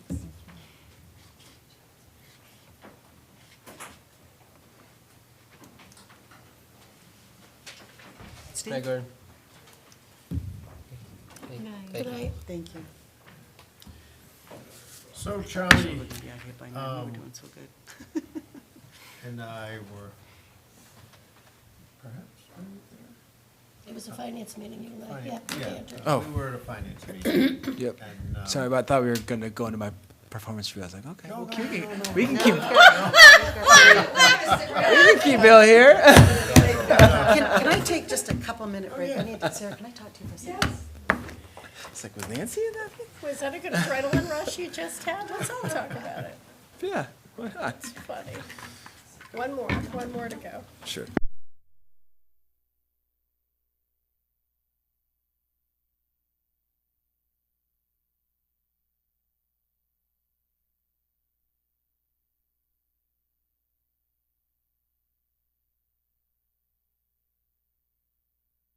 Okay, sorry about that. Go ahead. We ready to rock and roll? We are ready to rock and roll. We were at a finance meeting and I have been a fan of having 2 meetings a month since I've been here. The first and the third Monday, the first and third Monday of every month. I just thought it made a lot of sense to do that, and I've never gotten support of that, and that's fine, because that's why we're all individual people, and everyone wanted to stick to the one meeting. Well, kind of a hybrid idea came out of perhaps during this meeting that I think there was something for everybody in, is perhaps scheduling a workshop the first Monday of every month that would be less formal, and having a regular meeting so nobody is blindsided on the third Monday. So the first Monday would be a workshop that would be scheduled and planned upon, and you could fit these subjects into that. Perhaps call a special meeting if you have to. But that's something that came out of some discussion that we had, and I think it makes some sense to at least weigh in on that, because I think that it schedules these workshops, it gives us all an idea that the first Monday and the third Monday is, there's something going on at City Hall, and one of the things that happened is Nancy was blindsided by a subject, and there wouldn't be that blindsiding. There could be that discussion in an open forum. Maybe it wouldn't work, but, and what drove that as well is there was some talk of repositioning business hours, and there was some talk about what do we do about the finance committee meetings on Fridays? Do we go to 2 meetings a month instead of 4, or 5, whatever there is for Fridays? And that's where this all came about. And I'm not suggesting that we do anything radical about that tonight, but I think it's something that needs some thought by everybody, that It prevents some blindsiding of a counselor. It gives the staff less pressure to advertise public hearings if it's a workshop. And maybe Charlie could weigh in on the rest of it, but that's the conversation that we had at a finance meeting, that everybody at that meeting seemed to be on the same page. Yeah, and I think we were kind of, I'm glad we're talking about this because I think it's a pretty key element as we go towards strategic planning and but how we operate as a system to get kind of, as we're growing as a city, as we're handling pretty complex topics, but it oftentimes feels, there may be a council-sponsored aspect or that we want to move forward with one piece, but because legally can't just gather everybody together. Or we've been trying to do kind of one-off workshops, but then they'll be canceled, moved, changed.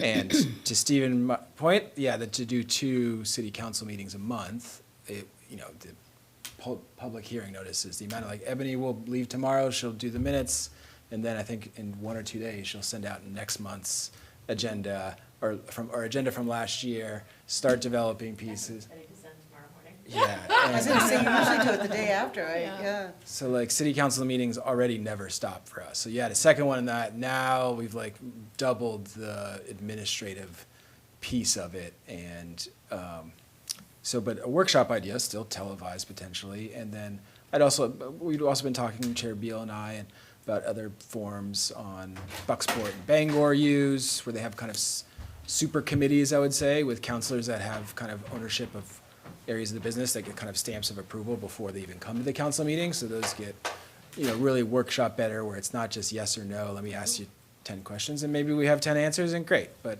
sometimes we have 8 answers and we need to table it by a month. And we've lost, some momentum. We have to re-put it out. It takes more staff time. So that might mitigate that. And honestly, I just think create better decisions from your all's expertise, having more input at the front end. And Nancy, I don't know if you wanted to talk too. You had some ideas on, maybe it's a workshop, but there is a little bit more structure and council kind of designation of different pieces. And I'd like to consider that too, to kind of, Well, I have not been in favor of 2 council meetings for, number one, all the reasons stated what it does. But also, I do believe that agendas expand to fill the space available. And I didn't know that think that we were gonna get better outcomes for it, but as we talked about the workshop, one of the things number one, it's regular rather than I get a Google or I have to try to figure out if it's gonna work. It's on Thursday nights. I do not like working on Thursday nights. I'm pretty much done with my, not at my best on Thursday nights after a long week of everything. If it's the Mondays, like we're talking about, the other advantage to workshops is we can set time limits. We're gonna talk about this issue for 15 minutes, and then we're gonna move on. And we can't do that. It's not fair to do that in a city council, because we're making decisions, it's a big deal. But if the stakes aren't that high and we wanna tease out ideas and kind of introduce something, then to say, there's a set time and we're gonna talk about it, and then we're gonna go to the next thing. And I would love to say, and then if there's nothing to talk about, we don't have to do a workshop, but that won't happen because the agenda will expand to the expectation that there will be a workshop, so we'll find something. But if it is, I don't know that it's gonna shorten council meetings, but I think that we'll not come into them blind, even though you think you're prepared, but there just things come up. And it gives, I think, relationship building, because it's less formal between us and the staff and with the public, because it's more conversational. But for me, honestly, it's that the workshops can be time limited on how long we're gonna talk about an issue and then move on, so that we don't expand to what the expectation is as to how long we can sit in these chairs. Yeah. Yeah, I agree with that, but if we have a workshop, we do have to advertise what we're gonna be discussing in the workshop, if it's the full council. And how was the advance notice if there's is it considered a public hearing? It's just a workshop? No, because action. no decisions are made, so you Right. don't have to worry about that as much. Right. Because you can't make decisions, it's just Right. discussion, and if it's, I don't see why it couldn't be, the Thursday Ellsworth American before that Monday. And if the workshops are 6 to 7:30? And if we or something cancel like it, we that. can cancel it. If we Right. don't have anything to discuss, That will never happen, just so you know. I know. But it's a dream, we can hang on to that. Yeah, I would like to take maybe, and that was the thing in researching too, we did a FOIA training with the state and, the putting it in the paper, especially for the agendas and workshops, and like that's our own sort of norm. It doesn't say 2 days in the paper for agendas and those pieces. We can put it on the website. And maybe even, we could change the charter or have like a more formalized process, which I actually think would be more transparent. It's gonna be on television, as opposed to, no offense to some of the newspapers, but I actually think that, obviously social media, putting on a website, we're gonna televise it, and the state was saying the reason for the press notification isn't necessarily to get it in the paper, it's so that they can be at the meeting and report on what happened. To be there. Now, of course, there's certain issues that we wouldn't want to, but I sometimes find like, hey, we really need to talk about this, and oh gosh, well, we can't get it 2 times by then, it kind of, it's a little bit limiting. So how can we have a still very transparent structure, of course, advertised, no decisions are made with as much notice as possible, but being a little more flexible to, Nancy, I'd love that, how we get through getting a little more clipped and Yeah. being productive as a group. And again, I'm not recommending that for council meeting, they're gonna take the time that they take. Right. But for a workshop, we can design it that way. This is a discussion that should be happening at a workshop. Yeah. So true. It's very meta. Very meta stuff. Yeah, and then we hit 10 mean- minutes and we say, Yeah. so. Yeah, I mean, it's, we've If we talked can- about. I'm sorry. No, go ahead. Can we just if we're gonna do this though, that we have a time limit, so they're 6 to 8, or 6 to 7:30? Yeah. 6 to 7:30 was where I was 6 to going. 7:30 would, and we don't go past, that, I think it's a great idea. And we I really can do. try it, but that doesn't take a change in the charter, right? If we were gonna do 2 council meetings. No, one, But we can just do that and try it and see how it works. yeah, to me, and maybe we could look towards, the July meeting towards formalizing something. I don't think that would take a change. One of the reasons this was brought up was at the finance committee meeting was, we do finance committee meeting every Friday, but it's kind of finance-related things, and there's so many other things we'd rather, and Nate and Ashley were kind of in the, hey, we really need this piece. There are other cities and towns that have the warrant signed. It could be sent out, but digitally signed by the mayor and 3 additional people. We could still have finance be a major component of this workshop. That would take a rules change in the actual meeting. And maybe just a little, to formalize, we could start trying it out and to see, as workshopping, hey, what would we want the governance of this? To me, that's also important, is taking on additional meeting like this, but also considering the administrative piece of it, and how do I give the work back to the council on some pieces of this for setting those agendas or those pieces, or how does that work? The first Monday of July is the 4th of July weekend. 7th? Yeah. So, to speak to that, back when I was pushing for 2 council meetings, I had said, hey, if it's on a holiday, we just don't have 2 meetings. And same with the workshop, a scheduled workshop, if it's a holiday week, or we don't have that month. And we could probably advertise it like we do the finance committee meetings. They have them every Friday. We could do the same thing with the workshop, and then just somewhere before the workshop, put it out on our website or however we want to do it, that these are the topics that we're going to be discussing that night. Because I do think we need to let the public know, because they may really want to tune in if it's a certain subject, or they want to appear and have an opportunity to speak or something. And could we start out by saying it's gonna be 6 to 7:30, no more than 2 topics? Because if needed, we'll go over, or, I mean, right now, we've got the strategic planning, we've got, what else do we have that we need to talk about? Should be part of a workshop. Absolutely should be part of that, and we've been trying to schedule it, and people can't seem to come, but that's the only thing, is we're gonna have to, if it's a regular thing, maybe people can schedule around it. Yeah, or it's, if you can't make it, you can zoom in still, a little bit more flexibility, or, you gotta watch it on TV, and you're not, action's being taken, so you can later watch it, and maybe send me an email on something you saw, and if there was a formalized agenda. Yeah, so it seems like there's general agreement to kind of move forward in the planning stages now, and then maybe we can kind of work through the workshops on formalizing some of the administrative pieces and how it could change the finance committee sides of things and, or hybrid them together. What I also loved about just that finance committee meeting was, it seemed to be like an innovation. I know, Steve, you've been mentioning this times, and Nancy, you'd mentioned a piece, and Steve kind of came back with like okay, like actually I could change that, and we don't have to, just because Bucksport does it their way or Bangor does it, and I kind of saw that, like, that could be a better way to do it, but this could be the Ellsworth way to do it, so. I think it is a good idea. I really do. I think it's great to be able to comfortably be able to discuss just specific topics and not have to have Robert's rules or Yeah. anything like that. We can just, And honestly, I think it needs to have, some structure, but, I think that there's so many topics that could use a little rough grading before we, hit the floor with it. So I don't know, I think I'm not saying it has to happen tomorrow, but, maybe if you sort through that piece with the finance, how you handle the finance meetings, do we make, do you sign the warrants electronically, do you have the warrants available, do you do it once a week, do you do it twice a week? If you do it twice a week, there's gonna be enough council between a workshop and a regular meeting to sign it? I don't know. There's many moving parts, and probably the way it starts out isn't the way it'll end up. And maybe July is too quick, maybe it needs to be January, I don't, just, whatever.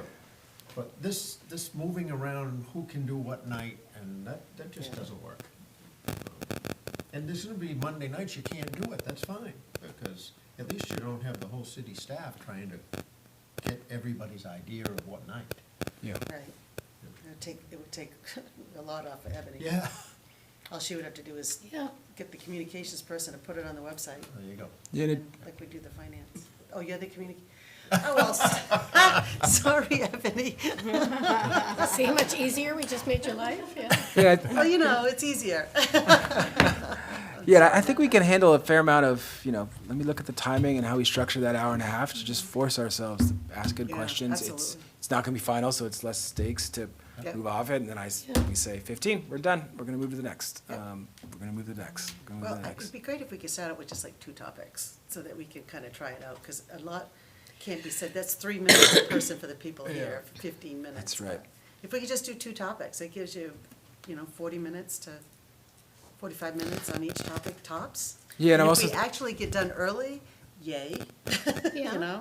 Really, if there's no sense to sit here for an hour and a half if we don't have an hour and a half worth of discussion, but we Is could it just. supposed to be, the meetings, are they supposed to help to alleviate the council meetings? Or we're looking at items that we're going to be talking about on the 3rd Monday?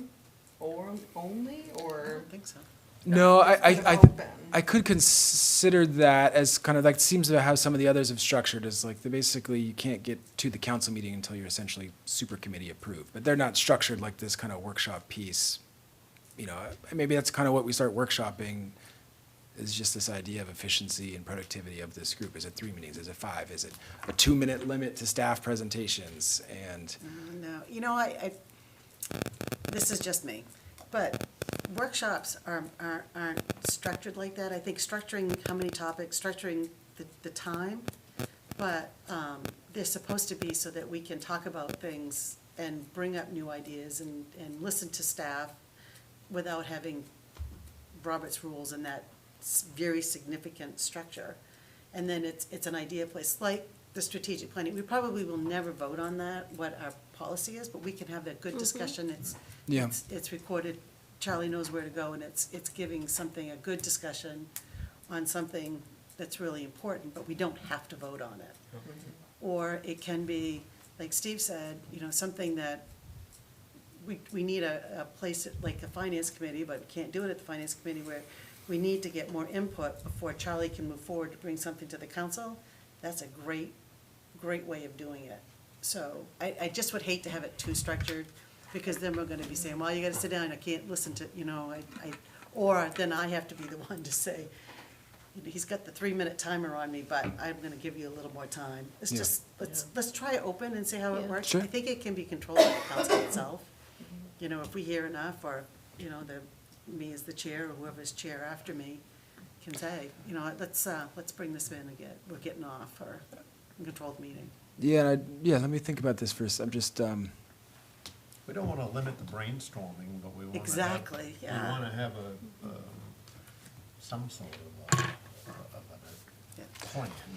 yeah, and I'm also just thinking how like council maybe could be involved in curating the agenda or the backlog of what's to be discussed. I mean, I think that's one of the things I also struggle with is what to bring forward, and it's kind of my piece. But that's also strategic planning and how we design larger strategic priorities to the work plans, so. I will say the packets are much better now. Yeah, clean. I feel so prepared when I come to a meeting right now. It's really great, so thank you. It was a SMART goal, and like all good SMART goals, it was achieved through other people. And the staff. I know, it is, I know we put a lot on the staff, but. I feel spoiled this being my first year as a counselor. I only know the good, so. Yeah. Great. Good idea, Steve. Yeah. It came up through everybody. It wasn't just, it just seemed to hit. I lost my agenda again. Maybe we can bring I some am more. not doing this next meeting. What's Two-sided. Two-sided, I keep losing the agenda because it's all two-sided. You know, Maybe we can while bring I some have you here and we're snacks. on this discussion, could we, I know the first Monday is ideal, and could we do maybe, I'm out the 7th through the Let's do the first one in August, it gives us some time to. first one in August, and Is that the 4th? Yep. Yeah. And that'll give time for us to put it on the website and let people know that this is what we're gonna do, and. do we want to still maybe just do a single strategic, I think of solo on Yeah. that, maybe on like July 14th. I don't know if anybody offhand is a hard pass on that, but it'll make Ebony's life That a lot works for easier. me, so we can get that July started. 14th. Great, and they'll still be online. And the council meeting's the 21st? Yep. Yep, so 14th for strategy, 21st council meeting, and then August 4th will be our first workshop. And we'll figure out some posting areas, and I'll start working offline with some of you on just a loose structure for the first one. Some topics. It may cut down on the budget process as well. Yeah, that would be good. If we had, and I don't want to limit anybody, but it's just, I'm sure how it starts and how it ends will be two different things, but it will be a work in progress. Agreed. I think it'll be better decision-making, and Tabitha, I would hope it could limit council time a little bit, so that'd be a double.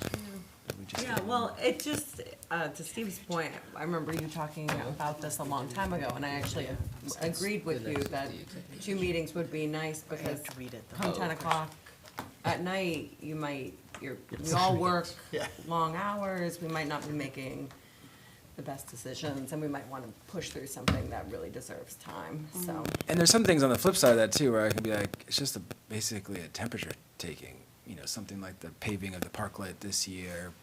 I wouldn't have had to prep that if I would have just been there and said, we got big plans for the parklet, we don't want to do that. Great, awesome. Now we don't have to bring it to a council meeting, we didn't have to put it through that whole rigmarole. Yeah, because that's something that doesn't really need a vote, that's just our opinion. Right, and and some of those things I Unless don't it's know, money. and I don't poll you before is this gonna pass? Maybe some snacks, bring some snacks. Snacks would be good. I'm so hungry right now. Sarah wants it off-site too. I would love to do it off-site, but just to have it, I mean, still televised, still record it, do that, but just out of this. Field trip, yeah. All right, are we all set to go on to the next? Item 23, executive session to discuss personnel matters in accordance with MRSA Title I, Chapter 13, Section 405, Paragraph 6A. We will not be coming out with any decisions after, so this is the end. We'll just be coming out to adjourn. Thank you. Madam Chair, move to enter executive session as written. Do we have a second? Second. All in favor? Yeah. Nice. You know?